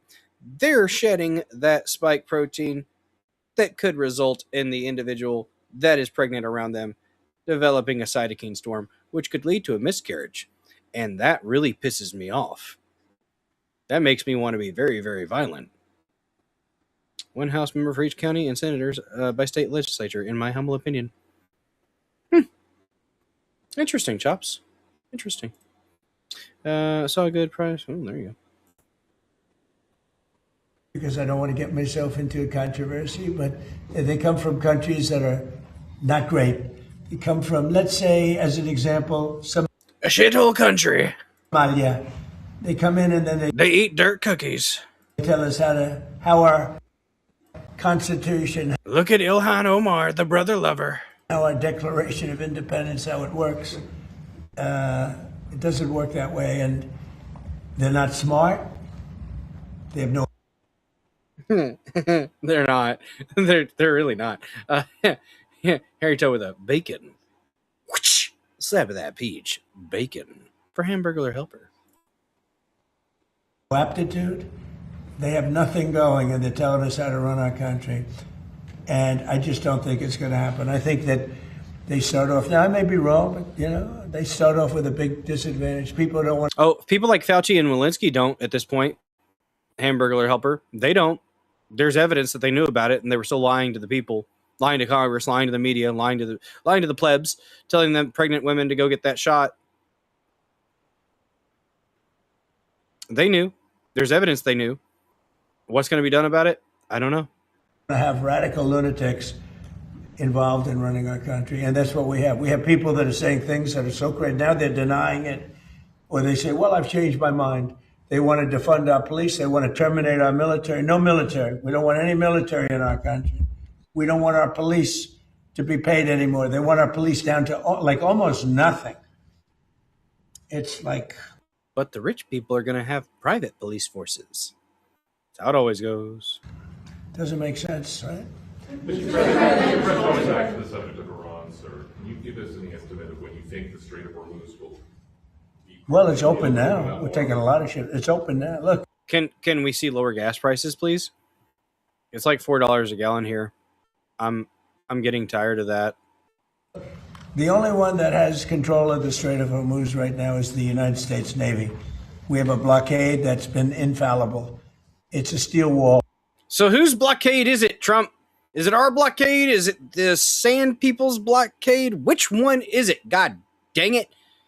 I am so fucking annoyed with the messaging on this. They better open up the strait. They've got a blockade. They better open it up. Actually, it's our blockade. What are we in fucking kindergarten? Is it one? Which one is it? Which one is it? Whose blockade is it, Trump? You got to get better on this messaging. This is gay. I have Iran fatigue. I have Sand People fatigue. I don't fucking care anymore. I just want our prices to go back down. I would like to have a little bit of breathing room, please. And we let people in that we want to let in, and those people come in, and they've been coming in and they're going out. So it's Fuck, I put $20 in the van the other day, and that barely got it over a quarter. Fuck. It's actually open now. We do not let them go into Iran. They're not admitted into the strait to go to Iran.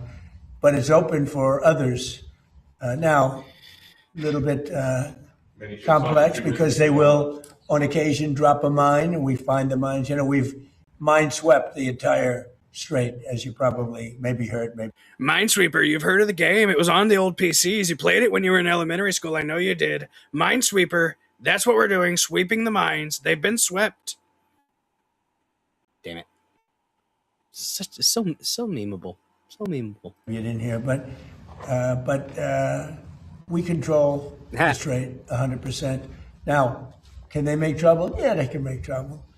But they're broke. They have no money. You know, Iran is broke, totally broke. So are we, motherfucker. So are we. What the fuck are you talking about? We're almost 40 trillion in debt. What are you talking about? I mean, their broke is different than our broke. I agree, but don't be trying to flex. Like, And they're not paying their soldiers. They have inflation of 300% as of last night. I heard 309%. So we'll see what happens. But they've been bad for, they say 47, it's actually 50 now. 47, they've been saying it for 3 years. But for 50 years, they've been the bully of the Middle East. What they've done is terrible. Yeah, they've killed. Yeah, it's a different kind of broke. I agree. It's just, I just am so tired of it. This could have been done in a week, but we're dragging it out because reasons. Hundreds of thousands of people.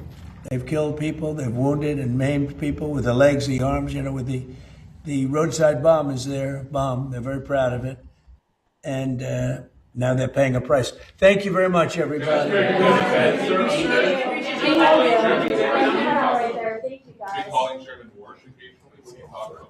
No, actually, the Wall Street Journal had a wrong story. He said I spoke to him. No, I have tremendous respect for Kevin Warsh. I've only spoken to him one time briefly a few days ago, just a conversation. Look, he's going to do it. He's going to run it. I know what he'd like to do, but he has to run it. He's got a board. It's not only him. If it was up to him, it would be different. But he's got a board. But I've only, they said I speak to him all the time. I've spoken to him one time since his assumption, since he took over. And great conversation, but he's a great guy. He's my pick. And I'm going with him 100%. But they made it sound like I live and breathe. I speak to Kevin. We're going together. We're going steady now. And all the time, every time. I spoke to him one time. Okay, thank you very much, everybody. Thank you, press. Thank you. Any response to Netanyahu rejecting the Hamas deal? Well, I put it out today on Truth. I do. I have a response. I put it out today on Truth. Thank you. Good Thank response. you, guys. Thank you, guys. The relationship is very good. Yeah, thank you. Thank you, guys. Thank you. Thank you. Thank you, sir. Thank you, press. I can't remember back in the day, like in the last Trump administration, was there the thank you press thing?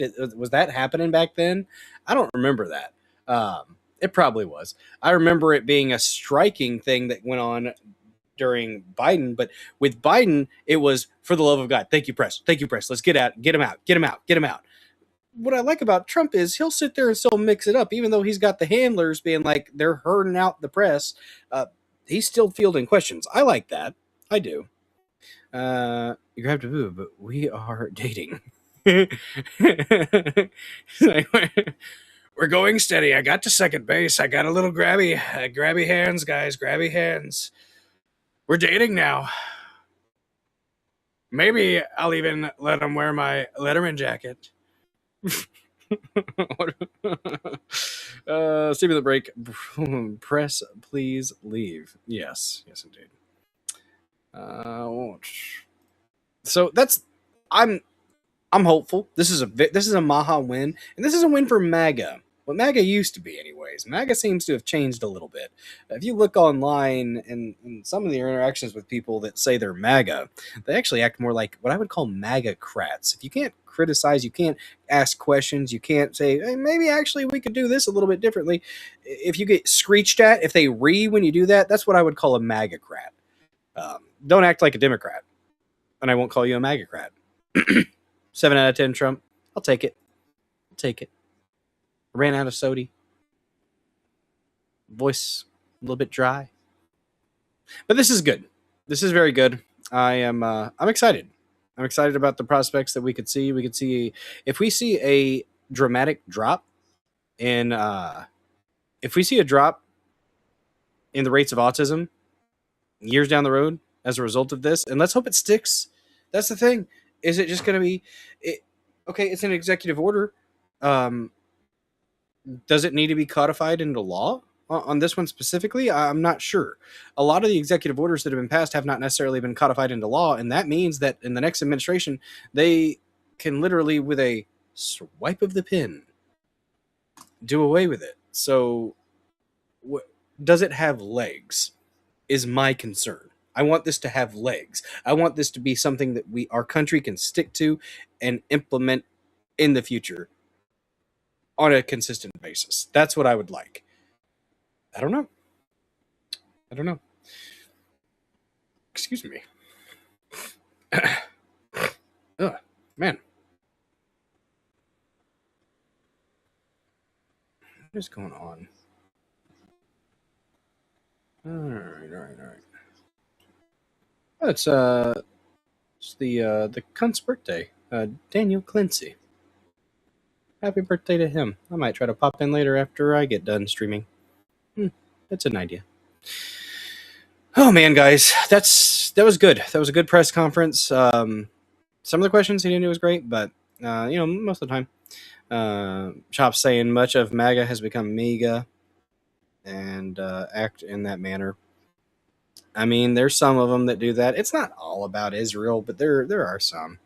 I mean, he literally said, make Iran great again, make Israel great again. I don't know, or we could just focus on making America great again. That's all I want. That's all I want. Let's just focus on us, get us in shape, get us doing what we need to be doing, and I'll be happy. And there are good things happening. There are. But man, soda bad. I've got to stop drinking so much soda. Same. I drink Pepsi Zero like it's going out of style. It's not. I will say Walmart prices have gone down. There are a lot of rollbacks, which maybe they got rebates. They got rebate checks from the tariffs. Apple did. I don't know for sure if Walmart did. I might be talking out of my ass on that one. But I have noticed that they're doing a lot of rollbacks now. A 24-pack of Pepsi Zero is like $10 now. That's getting dangerously close to one of the things that I remember as a child going to DG and getting 3 12-packs for $12. Yeah, that was a thing. It was a thing. Yes. So, good stuff. I hope kids are going to see benefits from this. That's the goal. It's for the children, y'all. It's for the children.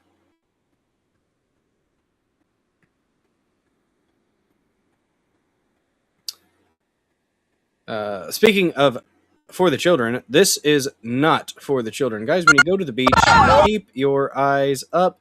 Be aware of what's going on, because sometimes water spouts get onto the beach and things happen. I knew that was gonna happen. That's why I said, oh God! Where's my surfboard? Charlie, all your surfboard. Charlie, your surfboard is BTFO'd. I knew that was gonna happen. That's why I said, oh God! Where's my surfboard? Charlie, all your surfboard. Walmart produce is, usually garbage. I agree. Aldi, better. Aldi is better. You guys want to see a quick clip? Oh, YouTube's probably going to strike us on that. Fun. Maybe not on that one, but did you guys know that apparently they're making, the Russians were working on making human ape hybrids? Did you guys know that? I didn't know that. Why, Russians? Why? Why?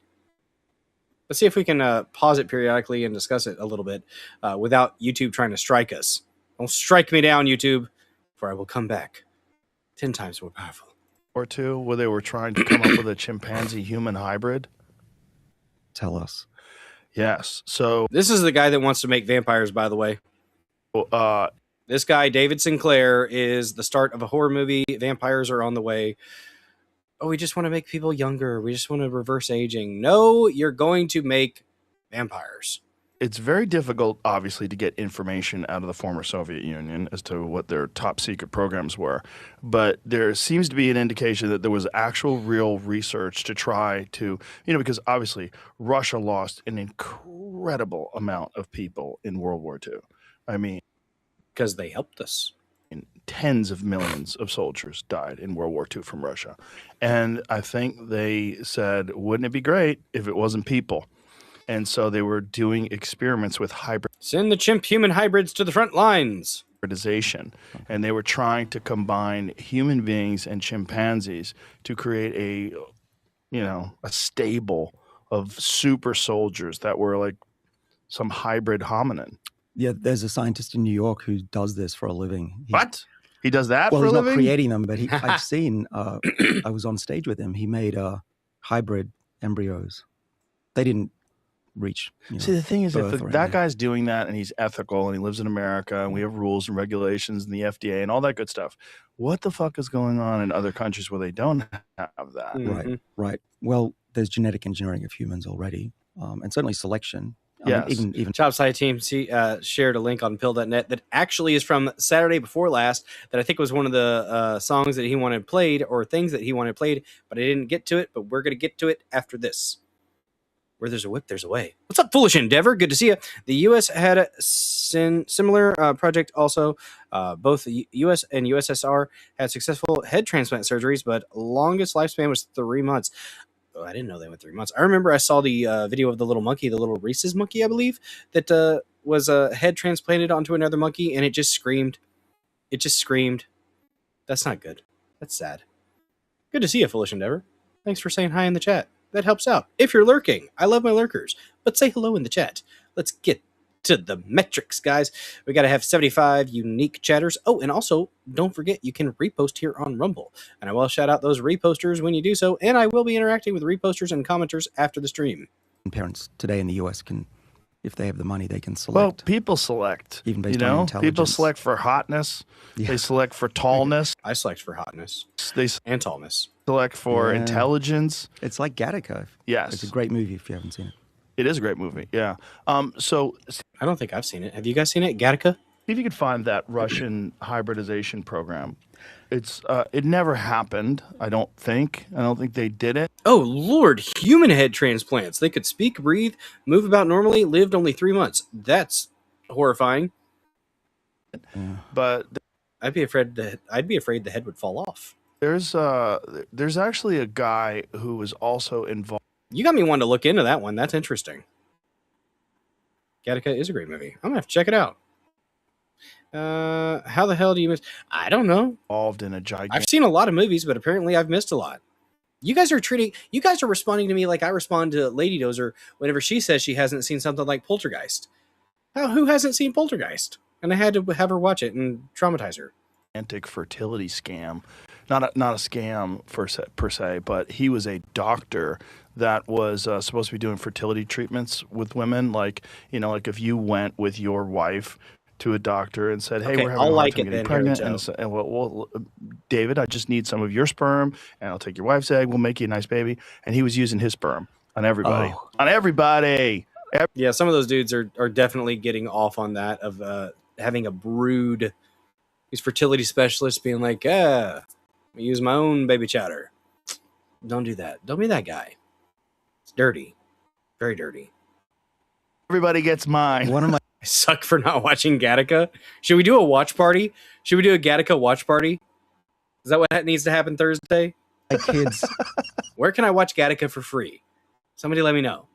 partners is from someone in the US who had hundreds of babies. Dude, there's a ton of those guys. So wait, Grimm the series? I think I've watched some of that.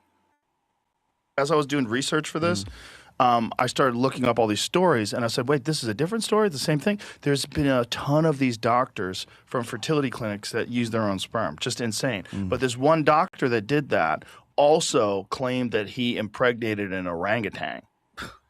Yeah, like how? How'd you do that? Soviet doctor. Favorite drink is Tang.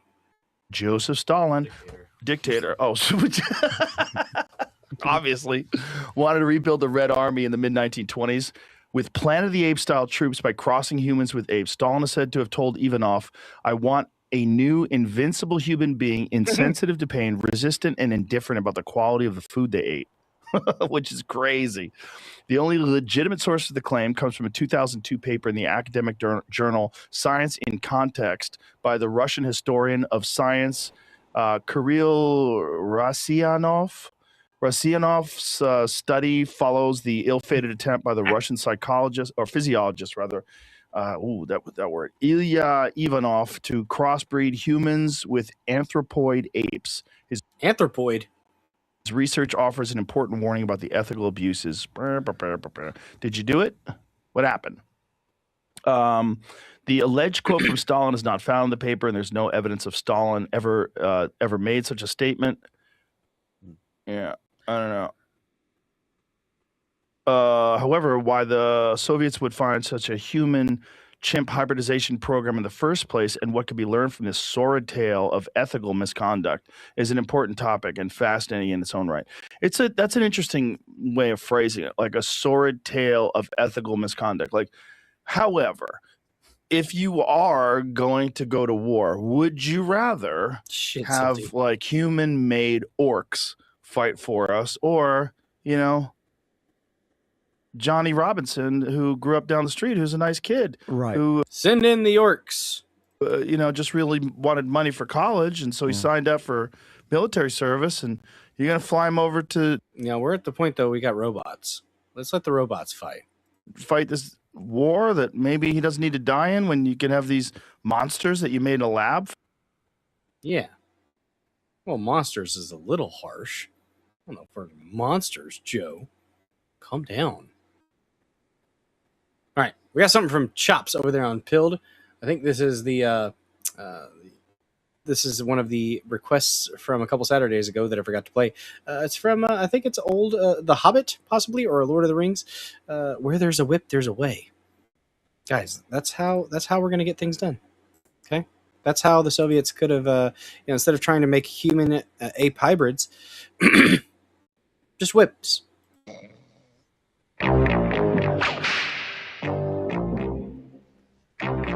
If you guys don't know this, you missed out. I watched this movie. Where there's a whip, there's a way. Where there's a whip, See, we're sending in the orcs. there's a way. Where there's a whip, we don't want to go to war today. But the Lord of the Lash says, nay, nay, nay. That's right. The Lord of the Lash says, nay, nay, nay.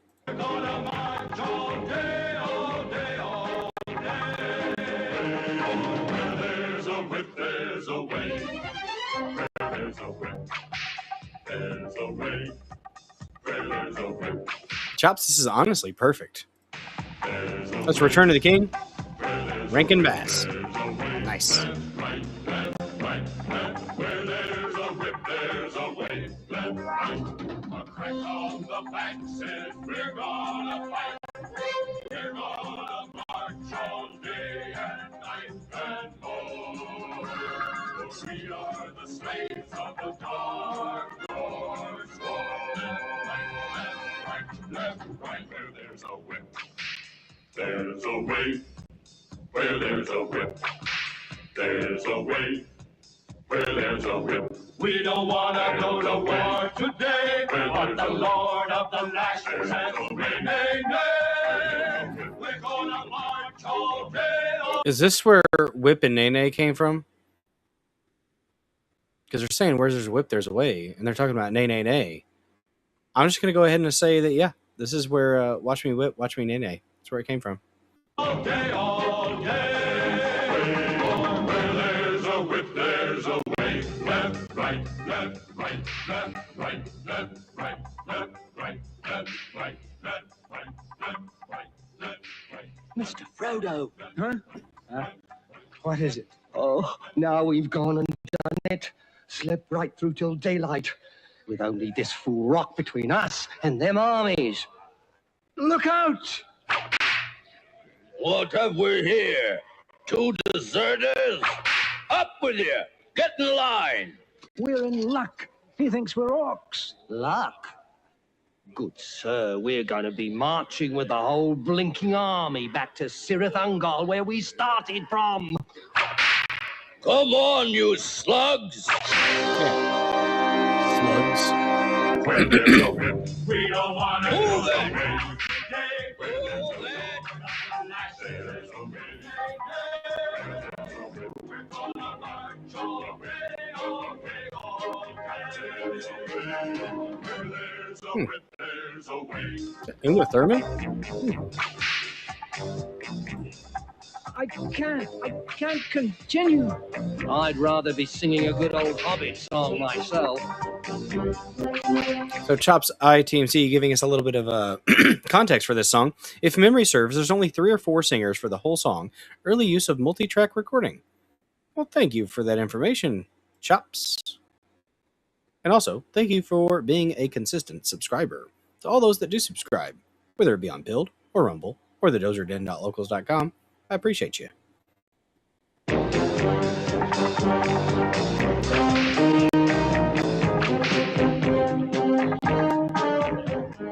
Well, at least they gave us provisions for our packs. The orc food's enough to turn a rodent sick. Samwise, we have got to break ranks. Not while old Whipper there is watching. Don't worry, Master. The opportunity will come. Will it, though? Will the opportunity come, Sam? Hold! What you mean, hold? I have a battalion of men to move across your road. Well, I've got a battalion of orcs to move across yours. You wait. Men come before orcs. Yeah. Get back. I think this is it. You stay right here, sir. Always. Men before orcs. It's like bros before hoes.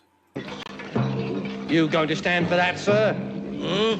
Get back in line. You mean you're going to let a pack of filthy man creatures go before us? Well, And you call yourself an orc? you're right. Right! Kill 'em! Own 'em! Cut up to bits! Smash 'em! Crush 'em! Skin 'em alive! Skin 'em alive! Yeah, stomp.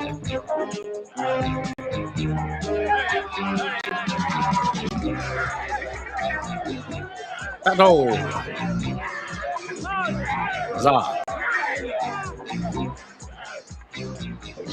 Look at that. Those sneaky little hobbits started a battle.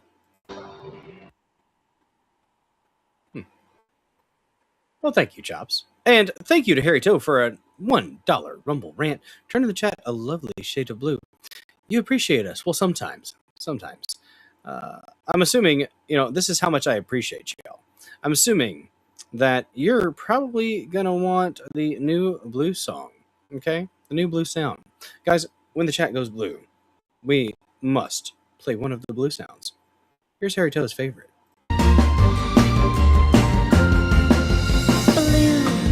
is the color of the day. Blue is the color of the day. Blue is the color of the day. Blue, blue, blue, blue, blue. Blue is the color of the day.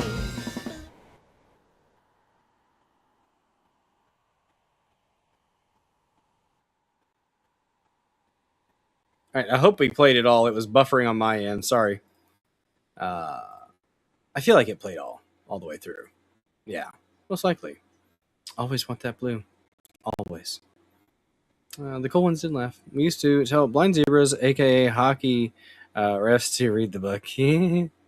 That's funny. That's funny. That's very nice. All right. Let's get into the next topic here. We got some DEI nonsense, guys. Warren Smith does a great job of interacting with people who are stupid. And, some might say willfully ignorant. I think is another way to say it. Warren Smith used to be a professor. I love America and love to show it. You should. You should show it. Let me scroll. Here we go. Really good back and forth here between Warren Smith. He's got it worded here. Woke reporter shuts down my interview when I expose her as a racist. She says it's not possible to be racist towards white people. When I show her that simple logic disproves everything she's saying, she's forced to get up and end the conversation. And guys, this is something that academia has just rotted young people's brains, young white people especially. And I will say this really quick. If you're a self-flagellating white, I have no respect for you and I want bad things for you, just in general. Look at that. Chops ITMC coming in with a $1 donation on Pilled the Cookie for the turpentine drink needed for that last blue sound. Very, very nice. Thank you for that $1 donation. The Cookie. I do love me some cookies, guys. And with that, we're going to play one of the fun ones. All right? The one that I like. Piper Alley, take it away.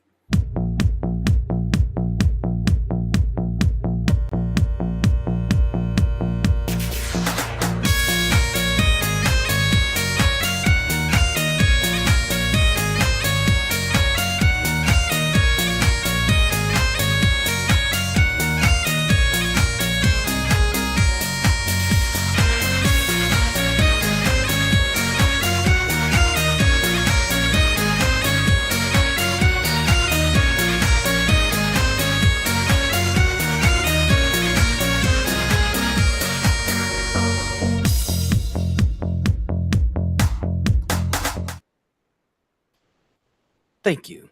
The little kick at the end just does it. I hope that helped, Chops. I hope that helped. That was the goal. I wondered why the Chinese people, they are so racist against people in general. Yeah.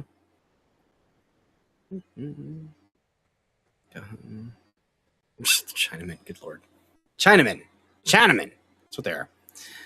But this is a great discussion, and just, it's a good discussion in that he does his best to get her to try to use logic. And he tries. And I commend him for trying. But she might be lost. I don't know. I'm going to go ahead and click play. I'll be right back. Against white people, you can be prejudiced against white people. Racism implies a power imbalance. Where'd you learn that? That's just how it is. That there's no way to arrive to that. You say it's just how it is. That is. So I'm when sorry. people say, well, black people have to use separate water fountains, that's just how it is. I'm sorry. If that's how you want to take it, that's how you want to take it. You don't think you can advance any more on that? I really don't want to. I wanted to get this out quickly because this is one of the most important interactions I've ever caught on camera. I was at a student summit speaking to students. A reporter sat down who was covering the event. When people are talking about DEI, they're specifically talking about trying to achieve specific outcomes. Yes. So you said I don't think it logically works. Okay. I tried to point out to her that DEI inevitably is racist, logically. There's no way around it. Because I think it's the only example of systemic racism anyone's been able to provide to me. It's not systemic racism against you. How? Well, everyone deserves a chance to speak and a chance to kind of be out there. We are only as good as representing everyone in our nation. It's not just white men. It's not just rich people. We need every single voice there. So it'd be equal opportunity, right? Yes. Okay, but equity is equal outcome. Yes.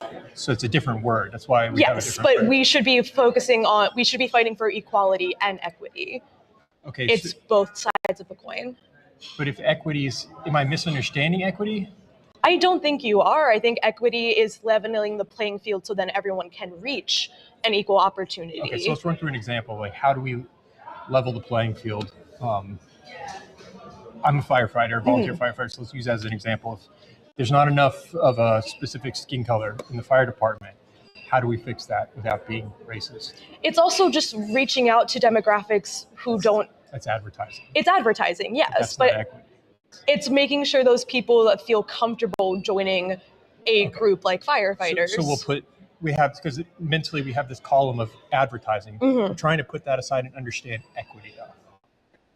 Because you're advocating for DEI, right? Yes. Okay, so can you get into the DEI portion of it beyond advertising? Just that, like, everyone is equal of a. I don't really understand what you're So asking. we have to keep in mind, this is someone who has already graduated college. I doubt she has ever been challenged on this ever before. It's opening up these doors for everyone so we don't have to get to a point where that is an issue. Can we get specific, though? What does it mean opening up the doors without lowering standards? It's allowing people to understand that everyone is welcome and bridging the gap. Advertising. I agree with you on that aspect. I think that's part of it. It's showing off So what's the that other you're. part, though? So he does a great job, but she's just awful. There's very little thought in her brain. She's just parroting the things that have been shoved down her throat. That's it. That's just her response. That's just how it is. God, it's just the way it is because she's been brainwashed. What do you mean? How do you get equal outcome? By making sure the standards are the same, by making sure everyone feels welcome and is trained the same way. That's opportunity. That is opportunity. To try to say that you need the same outcomes across the board, you fucking idiot. They're conditioned, not educated. It's a conditioning camp. It has nothing to do, DEI has nothing to do with standards. You just said making sure everyone is trained the same way. Yes. How's that DEI? That's just basic hiring. Right. That's my point. Is it's not DEI. It's not. Yeah. So can you explain to me DEI? DEI is making sure everyone. She can't because she's fucking stupid. I would say ignorant, but no, she's educated. At this point, you're fucking stupid, honey. Everyone feels welcome and secure, and that you're DEI not. is just making people feel welcome. It's making sure everyone has the equal opportunity to apply to something. Everyone has the equal opportunity to get hired. That'd be equality. That's not DEI. DEI means something very specific. Equity means something different than equality. That's why we have different words for both of them. Okay. The equal ability to become a firefighter. Yes. That's not equity. Okay. Okay. He's just right. You can do your little giggle and act like you're being dismissive, but actually, you're just a fucking idiot. Oh my God. You don't know what you don't know. You don't know how actually ignorant you are. Stunning display of the Dunning-Kruger. So do you think DEI now, if we look at it? Shut up, bitch. Oh, wait a second. I have a sound for that.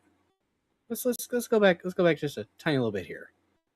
I'm gonna get this ready. We're gonna make it happen, okay? I need to actually get a stream deck. Where is it? Why is it all the way at the bottom? Where'd it go? There it is. Just a second. Okay. Okay. So do you think DEI now, if we look at it, pushing for equal outcomes might be a flaw? There you go. There you go. Just Shut up, bitch! yes. That's what we need. Hey, getting a bunch of new followers on Pickaxe. Hell yeah, Texas boy followed me. Thank you. Process. I still don't think so. Equity means equality of outcome. No one can explain to me how Oh, you're chicks going are to achieve trickster? that without being, by to see ya. definition, racist. The only response she can offer is to change the very definition of racism. I think you can debate the Oh, you're 100% wrong. Right, you wrong.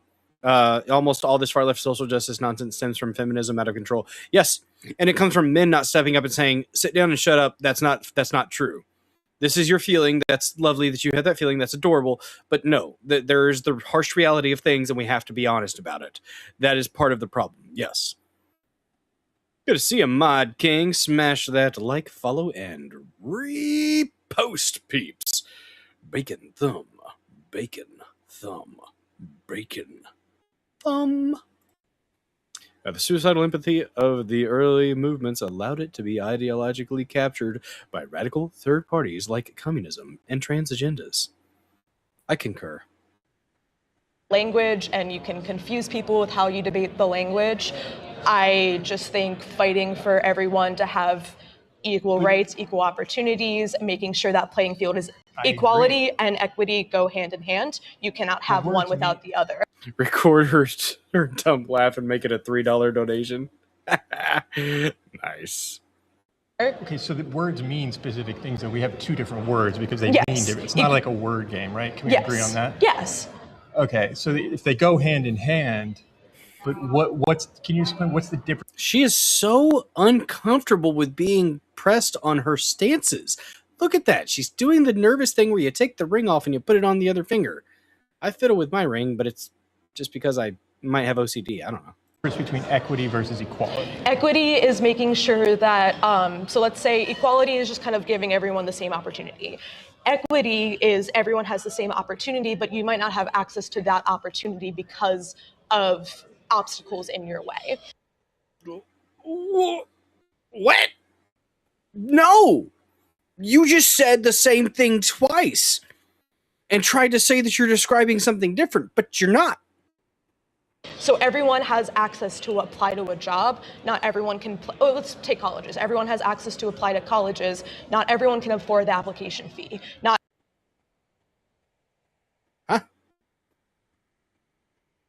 everyone can afford a college counselor to make sure they get in. Not everyone can afford tuition, loans, et cetera, et cetera. Socioeconomic. Yes, I agree equity with you. is Scholarships not applied on race. Yes.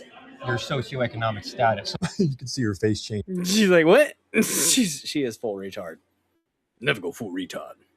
As soon as I say not applied on race, she's like, wait, hold up. To her, the important component is skin color. You can't take that out of the equation. And this is where she starts to get upset. So like my students, I used to be a teacher. My students taught students that came from like nothing. Mm-hmm. And the problem with equity is that it's only applied. Her body language is completely closed off and dismissive of him.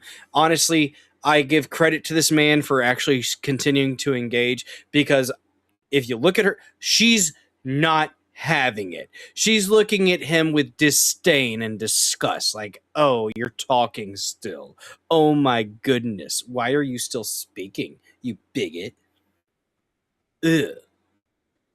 Ugh. She went to jobs first and then quickly went to college. That socioeconomic advantage based on skin color, because they're saying this group, because a group. I skin color disagree. is There's, underrepresented. as someone who just graduated and went through the scholarship opportunities, there's opportunities, specific scholarships for people of color, for Italians, which I am, which I don't consider myself an oppressed class. There's scholarships. Oh, wait. You're a Guinea? A WAP? A Guido? Look up a few videos on how Bonhoeffer used stupid and show your favorite. Nice. I'll have to do that. Yeah, inner conversation. Yeah. Sadness. But what doesn't make me sad? Eating biltong from www.biltongusa.com. Eat healthy food. Buy some meat from King of Biltong at www. www.biltongusa.com and use promo code DOZER for 10% off. We shilled earlier because I mentioned Queen of Biltong has been reposting and commenting on the streams, which is very nice. I appreciate that. You guys should check out the content from Anton and his family as well. The Rustic Ranch, I believe, Neurodivergent one. Pretty sure that's what his channel's called. But yeah, definitely use promo code DOZER for 10% off your order of that magnificent meat, guys. You gotta let the meat slide down your throat hole. For low-income people, every single demographic, there is a way to give a boost She does have a bit of a Guido nose, I agree. up for. So I guess I'm just curious. I don't understand why we break people down into groups based on race. We shouldn't, but that's where we always have been. So you're gonna just do more racisms? To fix the racisms of the past, we must do more racisms. Okay. The whole point of, I guess, is to level that. It's to make it so we get to a point where those groups don't matter. But right now, for bad people, they matter. So we have to. So it matters for the bad people, so we have to be bad people and make it matter for us too. Need a little Nicky too? I don't know if it would be a good idea. I don't know. It would have to be like a prequel, but they're old now. To overcorrect it to make it an even playing field, to then eventually down the line, everyone is exactly equal. No one needs an extra boost because they haven't been disenfranchised. This is where I run into it. And There we go. There's the link. Thank you, Neurodivergent 1, Rustic Ranch Rebellion. Check out King of Biltong's DIY and all things Biltong channel at Rustic Ranch. And there's the link. Boom. appreciate you having this conversation. Yes. I mean this honestly, because you just admitted that it's a bad thing what we're doing. It's a bad thing what we were doing. I mean, previously when people weren't hired because of their race, because of their gender, because of their sexual orientation. I agree. Racism is bad, but I don't think implementing racism is to get over racism is logical. It's not racist. What a smug cunt. Look at her. Look at her. She looks like she's so much more informed. He's such a simple little poor white man, suggesting that it could be racist to employ some of these policies against white people. I'm sorry. I'm just going to say this and you can debate it. You can't be racist against white people. She did the clap. She did the clap, guys. That means she's serious now. She means business. She did the... You know she means business. You know that super serious stuff coming out of her mouth now. You can't be racist against white people because of gay power dynamic argument. Can be prejudiced against white people. Racism implies a power imbalance. This is the most cringe shift in definitions that I've seen in a while. Honestly. Grab the link and drop across all your streams. Hell yeah. That white people have the advantage over. They're being racist. They're saying we should combat racism by specifically singling out the whites. Or the whites.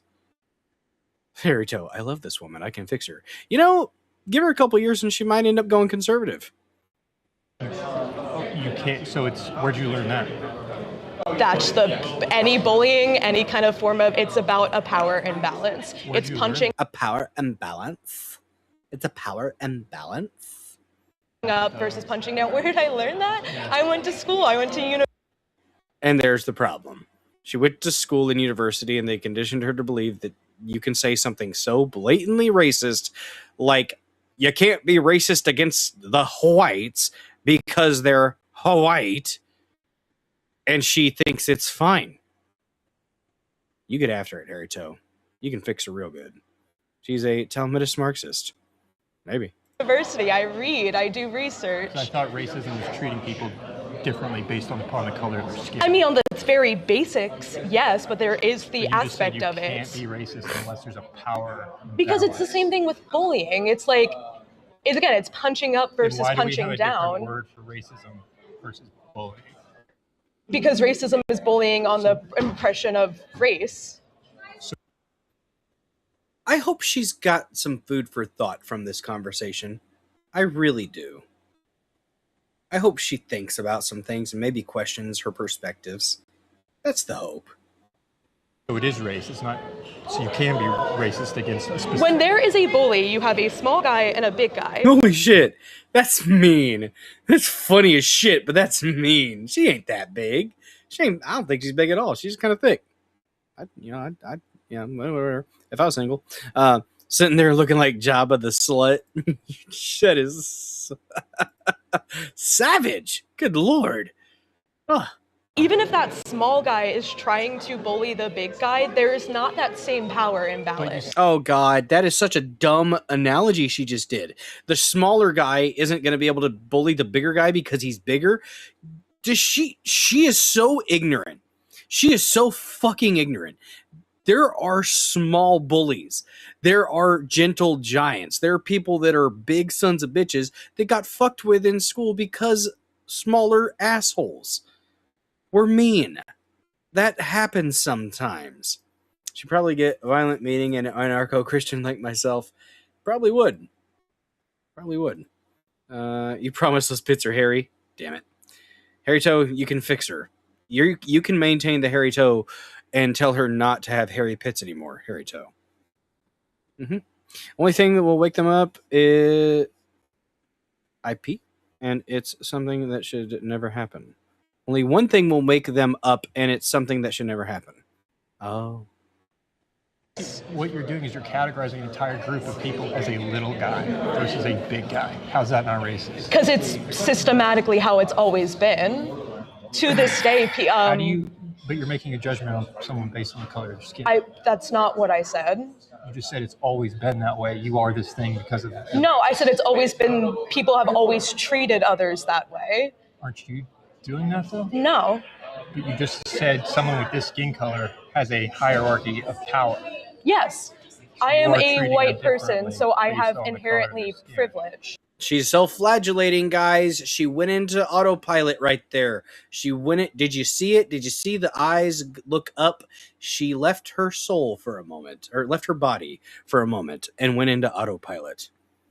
What a dummy. You can judge yourself, but you can't judge Smells others like based on Bigfoot. their skin without being racist. Yes, I agree. That's not what I said at all. You said white people have a automatic There is a power. white privilege. That doesn't mean I'm judging them.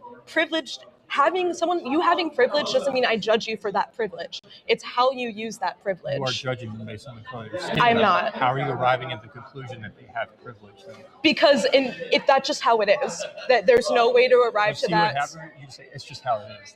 That is. So I'm when sorry. people say, Such a weak mind. She just graduated from college.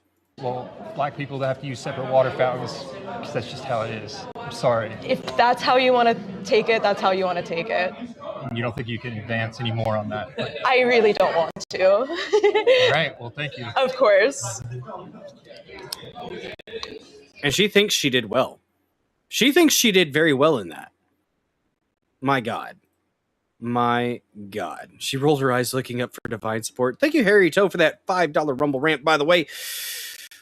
You love to see it. You love to see it. Turn in the chat a lovely shade of yeller, and while it's not completely gold, it's close enough, and I do love me some gold. I love gold. Yes. We'll check that out here in a second, Harry Toe. Keep in mind, this is an event that is designed for students to come together to have difficult conversations and disagree. If I'm being too insensitive in this interaction, then what's the point of the event? Yup. DEI, guys. Flip the letters around, because when you incorporate DEI into a culture, it D-I-E-Z. It dies. A culture dies when you implement this DEI crap. It needs to stop. It needs to be stopped. And like Tim Pool's saying, like, oh, DEI is dead. No, it's not. No, it's fucking not, Timmy. God, also, fuck Timcast. You got rid of Shane Cashman, one of the best voices on your show. You got rid of a good one. What a gay thing to do, Beanie Man. Damn. That sucks. Be yourself. Everyone else is taken. It's true, Chops. It's true. Who's this? That was Warren Smith. Warren Smith at WTSMITH17 on the X Machine. He used to be a professor, I believe, at a college, and then he put a few of his videos out where he actually just engaged in a logical conversation with people, and I don't think that college liked that, and he no longer teaches.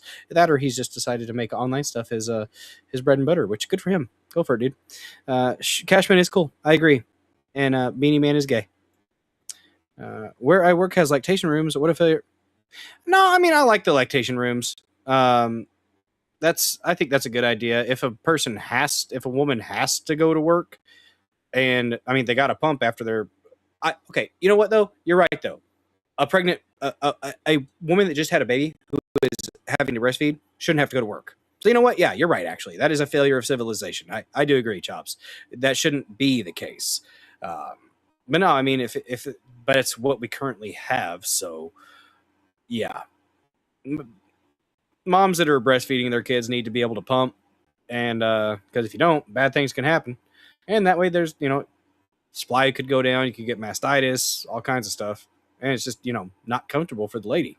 But no, I agree, though. We shouldn't be in a situation where women that have just had children are back in the workplace. I agree. It's sad. Let's check out this link from Harry Toe. What you got? In response to that clip from the foolish lady that just graduated, who was just excusing the racisms that they demonstrate. Sean Connery. And golf with men than women. Years ago, you did an interview, which may come back to haunt you. You know what I'm going to say, right? No. Okay. You did an interview in which you said, not the worst thing to slap a woman now and then. As I remember, you said you don't do it with a clenched fist. It's better to do it with an open hand. It's a very important distinction. Yeah. Remember that? Yeah. Yeah. And I didn't love that. I haven't changed my opinion. You haven't? No. Not at all. You think it's good to slap a woman? No, I don't think it's good. I don't think it's bad? I don't think it's that bad. I think that it depends entirely on the circumstances and if it merits it. Yeah. What would merit it? Well, if you have tried everything else. Sometimes you gotta give them a good slap. And women are pretty good at this. They can't leave it alone. They don't want to have the last word, and you give them the last word, but they're not happy with the last word. They want to say it again and get into a really provocative situation. Then I think it's absolutely right. You give her a good slap. Yeah, absolutely. What if she gives you a good slap back? Well, then you get into another area. I mean, then maybe she's getting to like it, and then it becomes something else. I don't know. But no, seriously, I think that it's the last resort. He's not going to do it because he wants to do it. Huh? Wait till people see this interview. Are you going to get mail? Might get some female. Look. What an absolute Chad. Just might get some female. Good Lord. Don't smack your ladies, though. Don't, probably don't. Oh, God. You know what? Just because Hamburger, this was a good post. This is good. Just because they fired Shane Cashman. Cloud Truther, Bird Truther, Shane Cashman, host of Inverted World. Worth a watch, by the way. That's what you get. Someone said, Matthew said, I'm going to take your hat when I see you, and you're not getting it back. Are you being serious, or is that a joke? Well.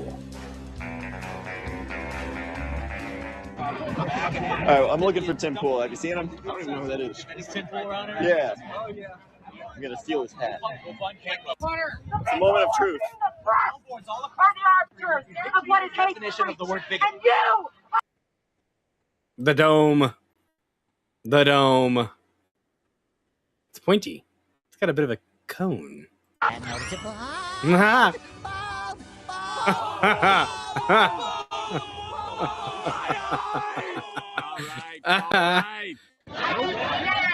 Look at that. Bro, you come near me ever again, you won't have any teeth.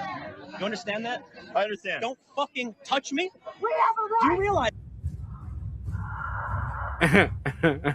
No one cared who I was till I put on Beanie.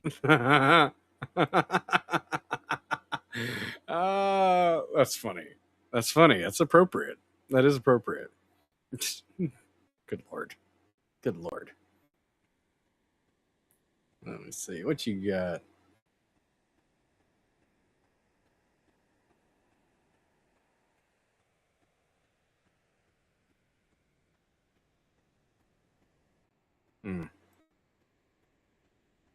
Feather Pusher grabbed off his hat. Yeah, that's not funny. I do. It's not. You don't touch people. I agree. His response is warranted. For the situation of them firing Cashman, I will laugh at his expense. But just because of that. But you shouldn't touch people. That's not nice. Not cool. Honestly, Tim would have been very justified in literally thrashing that man about if he wanted to. Don't touch other people. Don't touch other people's things. Because you're very likely to FAFO. Everyone in the chat would push, oh, we absolutely... uh-huh. Yep. I'm mad at Tim, though. So I'll be okay with his misfortune for just a minute. Let's do one more funny thing. Perception check. It's a little cartoon. On the horizon of this forest path, you see a group of dark, cloaked figures slowly trudging towards you. What do? My half-orc barbarian braces her great hammer, and that's a 1. Critical fail. Steve, what do? Well, I believe in anticipation, my rogue would try and hide behind a tree. Okay, I rolled a 1. That's another critical fail. Tom, what does your human bard do? Active perception check. That's a natural 20. Let's fucking go. Yeah. I feel it in my fingers, I feel it in my toes. These motherfuckers mean to harm us, and they got to go, so come on, get them now. You picked the wrong day to fuck around with my ties crew. So skipping it. You know, I don't know why Cashman was fired, but apparently in last night's show, he spent 30 minutes talking about how he didn't fire Shane Cashman, while pretty much saying that he fired Shane Cashman. I haven't watched that. I'm just going based on what somebody told me in the chat today while watching Timcast, because I mean, I'll still listen to it. But man, it is sad. Shane Cashman made a post on X, didn't get into any of the specifics, just mentioned that they have differences, but he appreciates, the opportunity and all that, it's a cordial separation, but sad nonetheless. And I hope Cashman does well and eclipses the beanie. I can perceive you, here's what we're gonna do. Me and my boys gonna mess you up. I rolled a 1. Fuck, my boys are otherwise engaged, so I'm gonna bring it on myself. Hey, I forgot. You're supposed to tell me what I see, right? Yes, thank you. Let's just slow it all down a bit. So you notice that one of the hooded figures is a little shorter. I cast Vicious Mockery. Nat 20, let's go. I mean, you don't get to touch people, though, Hamburger. I'll laugh at it because I'm mad at Tim, but, I mean, you don't touch other people's heads. I would definitely punch somebody. But because if Cashman is losing him a bunch of money, I understand the separation. I've been sensing it. Sanglant, he's been getting ready to quit for a while. Yeah, I kind of got the vibe that it was going to happen because he's barely been on recently, and they weren't like sending they used to send the audience over. They'd raid over to Inverted World, but that hasn't been happening. And Cashman's a little bit, he talks about Candace. I don't know if he's fully on board with it, but I don't think Cashman's been losing him money. They've been doing, Cashman's actually been doing okay, viewership-wise, from what I understand. You're a short motherfucker and nobody likes you. Short! Everybody says, fucking short that guy is. And that stops you from forming meaningful relationships. And when you were born, everybody told you were just a head, but then that guy... Okay. That's enough of that. It was fun. It was fun while it lasted. But I'm on to new things. On to other things. Give me a second here. Last topic of the evening, guys. There's an earthquake in Colombia. This is like the 10th 7 magnitude earthquake or larger this year, I think. Does that mean it's a sign of the times that we need to look into the Book of Revelation? Maybe. I don't know, though. But at least 169. Giggity. No giggity. Not appropriate. Not appropriate. At least 169 were killed in Colombia's largest earthquake in years. Don't worry, I'll find a palate cleanser after this, guys. It's kind of a sad story. We're not going to end on this note. We're going to read through this article, though, from the BBC by Jose Oh, wait. Not by Jose. Oh, never mind. Yes, it is by Jose. I'd rather have Cashman over... Oh, my God, yes. Yes. If you're going to have a heel, let Cashman be your heel, because at least he's going to have some fun conversations out of it instead of like random hippie nonsense. Which Ian can be good, but he rolls zeros often. He rolls zeros. They're fake names. All of them are fake names.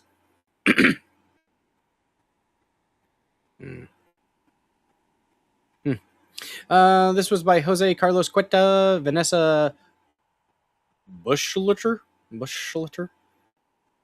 and Michael Shields McName. That sounds like a fake name. His name is McName. My name is Michael McNamee.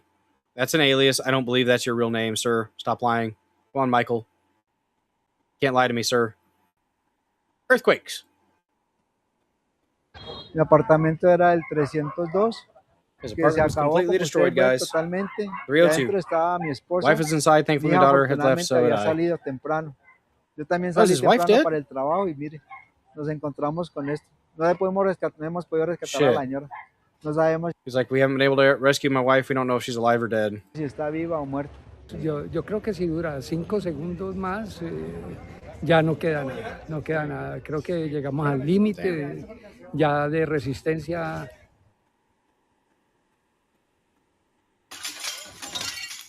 Oop, stuff's still falling. Día a día y que el Señor de la Misericordia y Dios nos protege y nos ampara y fortalece para las personas que han perdido sus seres queridos y sus cosas materiales. Pero que no perdamos la fe, que sigamos orando. At least 169 people are dead, and a state of emergency has been declared after Colombia was hit by one of the largest earthquakes it's had in years. The death toll is likely to rise, with more feared trapped under collapsed buildings. The magnitude 7.4 earthquake struck at 7:34 at a depth of 103 kilometers, 64 miles, in Choco province, the country's geological service said. It was felt across an enormous area, stretching for hundreds of miles across western Colombia, just like when your mom fell out of bed. Oh! That's not right. It's not right. Nope. Many of the deaths have been concentrated in Cali, Colombia's third most populous city. At least 900 people were injured in the quakes. Colombia's Association of Capital Cities, ASO Capitales, wrote in an update on Tuesday. The epicenter of the quake was near the village of San Jose del Palmar in Choco province, but local mayor Leon Fabio Marin Mancado, a lot of names for one person, Share, said that there had miraculously been no deaths or injuries despite the roads in and out being damaged. Well, there you go. According to ASO Capitales, most of the fatalities were where in cities? You mean were. Come on, gigantic international publication BBC. You added an H. There shouldn't be an H there. Were in cities, not where. Cali, located about 200 kilometers from the epicenter, was the worst affected by with 85 dead. Dan Cutler, 29, is from London, but has been in Colombia for about 2 months as part of a big trip with his partner and is currently in Cali. Being woken by the earthquake, he told BBC, "I've never experienced anything like it. We sprinted outside in our pajamas." Why did they spell pajamas PY? Is that how the Brits spell pajamas? Yet another reason. Yet another reason. There's no major structural damage to the hotel, but there are surface cracks in the walls, and paint and plaster have peeled off, he says. In Pereira, in Colombia's coffee-growing region, 66 people have died. Videos verified by the BBC show at least one building collapsing in Plaza Bolivar, Pereira's main square, with scattered debris and dust across the open space where many people had gathered.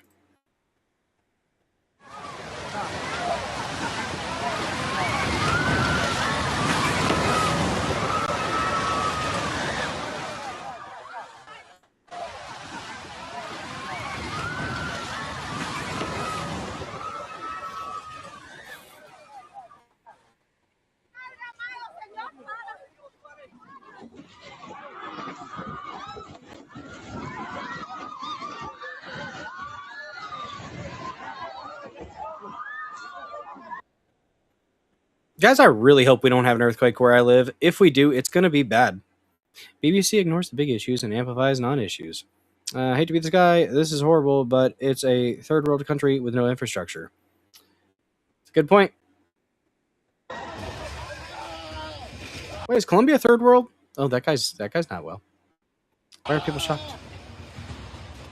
I don't think this is as bad as what happened in Venezuela, though. I think Venezuela's building protocols or standards were a little bit lower than Colombia's, possibly.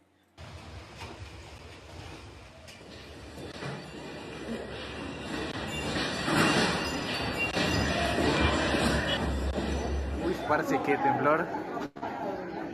Oh, it seems like there's an earthquake. Está muy fuerte el temblor. Ush, está terrible. That's a nice church. It's one of the steeples is getting kind of lazy. Estamos activando los grupos de rescatistas y de atención de desastres para iniciar básicamente las operaciones de ayuda y atención a esta situación tan crítica. Hubo la alerta de Google y pudimos salir, pero muchas personas no salieron. Realmente, pues esto es un llamado para que como comunidad nos podamos unir. So she said there was a Google alert and they were able to get out. So how exactly does that happen? So I guess maybe at the first reports of the earthquake as it travels across the land, then Google or Apple will send out an alert. Interesting. Mucho nervio, mucha intensidad, fue bastante fuerte. No hay energía y no hay tampoco internet y la ciudad está prácticamente colapsada.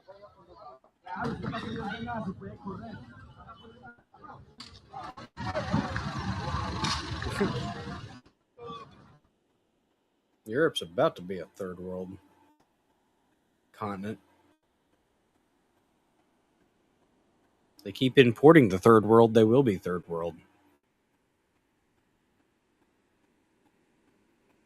People like to talk about how USAID going away has helped with some of the woke nonsense, DEI nonsense, illegal immigration, or the illegal aliens entering into countries. But then apparently there's, in some of these videos that I saw, it was Israel AID. So somebody's picking up the slack. That sucks. At least 5 people also died in Manizales, another city in the coffee-growing region, which is popular with local and foreign tourists. If you like coffee, apparently you're going to be in trouble now, because Colombia, coffee-growing region. Speaking to BBC's World Service, Angelica Avia said she had been staying in a hotel in Manizales. She said as the earthquake hit, cracks appeared in the wall. Everyone was screaming. I saw dust coming out of the neighboring buildings and bricks were falling off the walls, she said. Journalist and meteorologist Luis Felipe Molina from Manizales was at home when the earthquake struck about 150 kilometers from the epicenter. He explained that due to previous earthquakes, the city has very strict seismic resistant building regulations. So this is not a Venezuela situation. This is a situation where apparently they've got stricter regulations for their buildings. So his building was able to resist the impact. I have 450 books, and only a few were left standing on the shelves. You could hear glass breaking and people screaming, he told BBC Mundo. It was terrible and terrifying experience. The country's aviation authority has reported damage at several regional airports, including those in Pereira, Manizales, Quibdó, Armenia, Cartago, and Buenaventura. I hope I'm doing these names justice. In the capital, Bogota, trees and traffic lights shook violently with reports of cracks in buildings, but so far, none of any serious damage to the city's infrastructure. Tremors were felt so far away as neighboring Venezuela, Ecuador, and Panama. The quake comes less than 2 months after the twin earthquakes devastated the north of Venezuela, killing more than 6,300 people. Damn! I didn't realize that number had crept up like that. Wow. Let's see. So the epicenter was around there. Wow.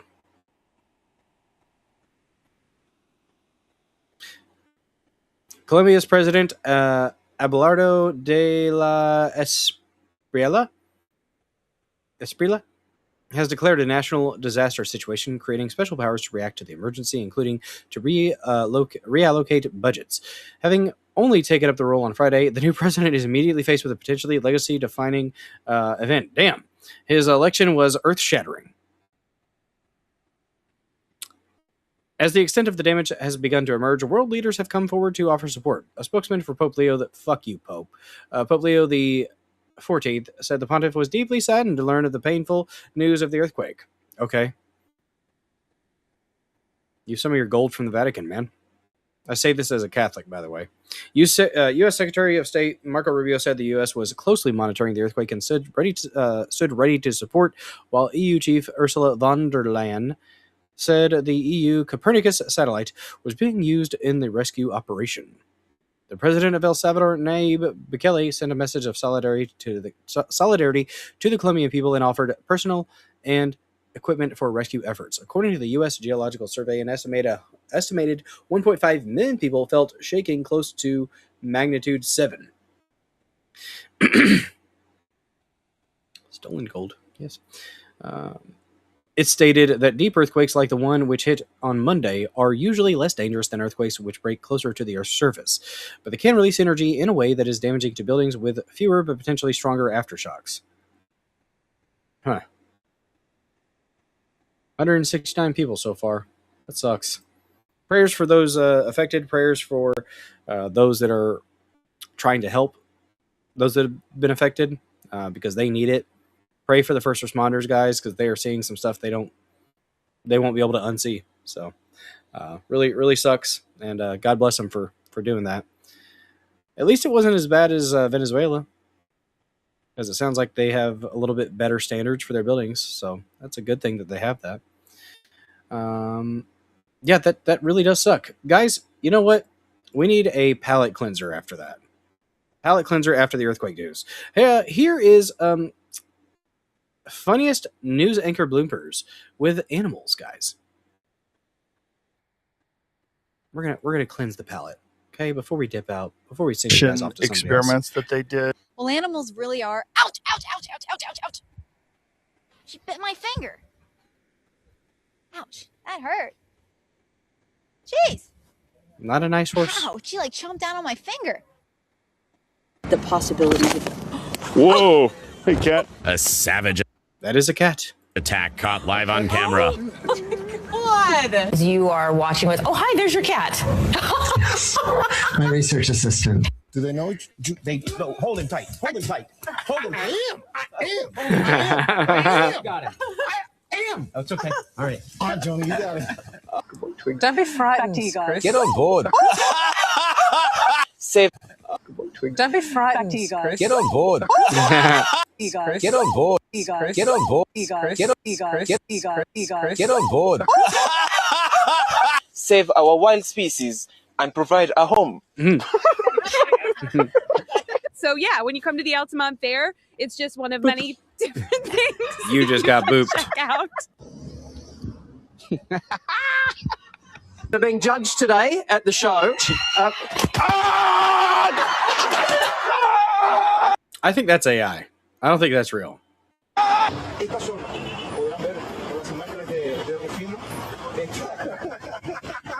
The kids, let them see the horses. It's a lot of fun. Perfect. Oh. Yeah. There's a cat. AR scripted. Oh no, that chicken one might have been. Could have been scripted, I guess.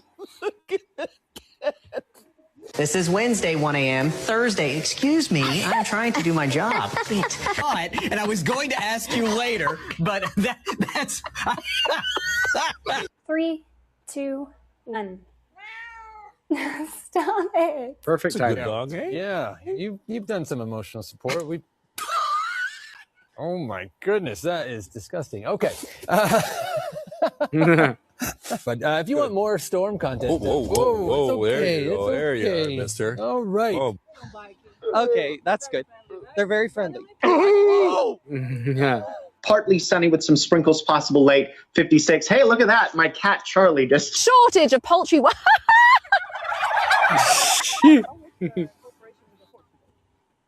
We know each other. Stuff here. How are you coping with all the fame? Yoink. Oh, Jesus. The temperatures will hover in the mid-60s by late afternoon with a slight chance of showers. Hey, buddy. A sea lion. So hello, oh hello. Well, you can see their show 3 times a day here at the Western Idaho Fair. Oh, she's so sweet with her kisses and her dances. Darker clouds. Not expecting any rain on this Friday evening, but yeah, that looks rather menacing. I'm guessing it's a bit of a lake breeze, perhaps. Winds are 30 for Wasaga Beach. I'm sure it'll be busy there. It'll be busy in North Bay. Dog is just everywhere. Maybe not. We'll see. 31 degrees on Sunday. And I'm one of the constables here on the Thames Valley Police Mounted section. And here is Atlas. We've got lots of open fields that the horses can relax in, and the horses can rest lovely in there. So we've got 8 horses at the moment. Do you want to be interviewed? Yeah. Oh my God. The buffalo. Oh no, I ain't messing with you. Oh no. Capital of Australia, but I was yet to find a horse, so I thought I should hot-foot it up to one of the horse studs and check out the beautiful. Heard you talking about looking for some horses. There's a bunch down here actually, which I've noticed in the paddock. What are you doing? Well, we're doing the weather for the Today Show, and I often get teased about not having the best presenting skills or pronunciation. You want to help me out? Yeah, let's mispronounce all of these. All right. Cameo from Chris Hemsworth. Why not? Sobre esta y muchas otras importantes noticias del día. Certainly not out of the woods when it comes to that. But today it's going to be sunny and 28 in Sydney. Not on camera, mate. Today, And the sheepdog followed up right behind. You know what he was about to do. Nobody likes it, but it was about to happen. Donato live in Easttown. There's a cat. And those details coming up. Yeah. The Big Fresno Fair, that is in full swing, and there's a number of new attractions for you to I see 2 attractions. check out. Viviani Vaughn is joining us from the seaside of the fairgrounds with some of the entertainment. Yeah. Oh my gosh, you have some friends behind you. I think you're trying to like kiss the top of your head there. Hi, Viv. They're actually getting a stiff. They just Joe Biden'd her. That seal just Joe Biden'd her. Random cat. We want to see every morning photos of the nurses that are in your life. Oh, my cat came to say hello. That must have been back whenever the COVID stuff was still going on. They were doing news from home. Secret Services. Finding the people around too many for them to. And the cat's gone now. Cat thought he was a choir boy. Oh! Oh, snatch the mic. Not open.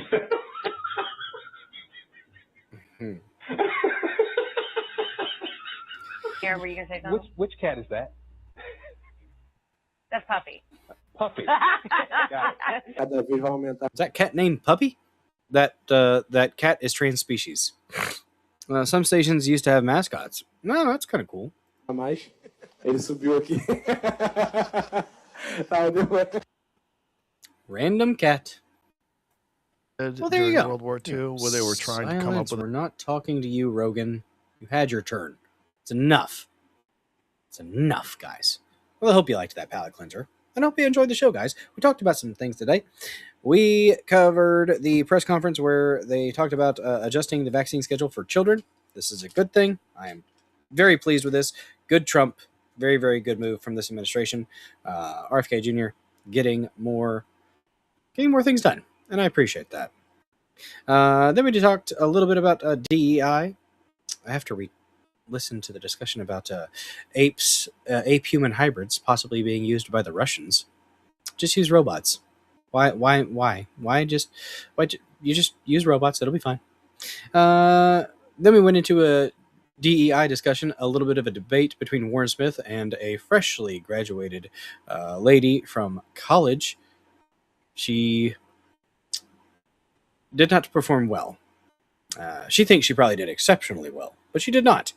She parroted the talking points, and, that's what you get taught to do in some institutions. So, Warren Smith, kudos to him for continuing to try to have discussions with those that are would at least appear to be lost. And then we covered the sad news of the Colombian earthquake. It was a 7.4. Bad stuff. 169 people died. But you know what? We had a palate cleanser at the end with some very, very cute animals. So there's that. Hope you guys have had a lovely, lovely evening. And, oh shoot, that's not what I was trying to do. Let me get rid of this. Who are we going to raid? Let's raid Third Railify because they are currently celebrating Daniel Clancy's birthday party. Oh, shoot. I forgot to shout out reposts and comments. I am a slacker. Who do we have here? Neurodivergent 1. Thank you for reposting this episode of the Dozer Den. I appreciate the heck out of that. Helps the channel grow. At least that's the thought anyways. Here, eventually, we're going to be able to apparently boost our content on Rumble. I don't know what that's going to look like. I don't know if it's going to be real, but we'll see. And birthday attempt number 3. They had to have 3. But we'll send you guys over there. You got Kush Genie, Just Gina, Sean, of course, Hunter Biden, B-Job, and Darnell are all on the show right now. I might hop on here in a little bit after I hang out with Lady Dozer for a little while. We'll see. But let's go ahead and copy, and then we will paste. Cute animal videos are always fun. I concur. Rest well, Lore Blades. Thanks for being here. And guys, don't forget to smash that like button. We're at 19 likes. Very, very good. Do a /raid. We're going to do that. Get it ready. And then I will send you guys that way at the first knife fish. There we go. Just a second here. All right. We're going to play the Dozer Den theme song, and we will raid out. I'll raid out to Third Railify on Pilled and on Rumble. That's what we'll do. What's up, Don Darkstar? Good to see you. We are just about to wrap things up and send y'all over to Third Railify for the cunt's birthday. Daniel Clancy from Down Under.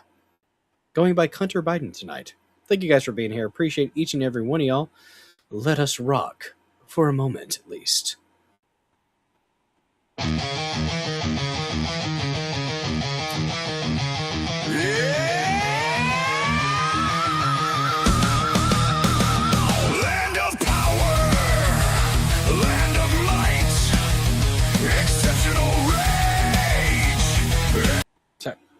Gotta do a refresh, sorry.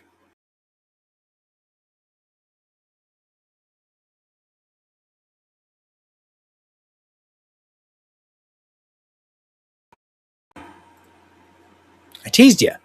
My bad. We're gonna make it right. Now we're gonna finish out. Sorry about that. Had to refresh.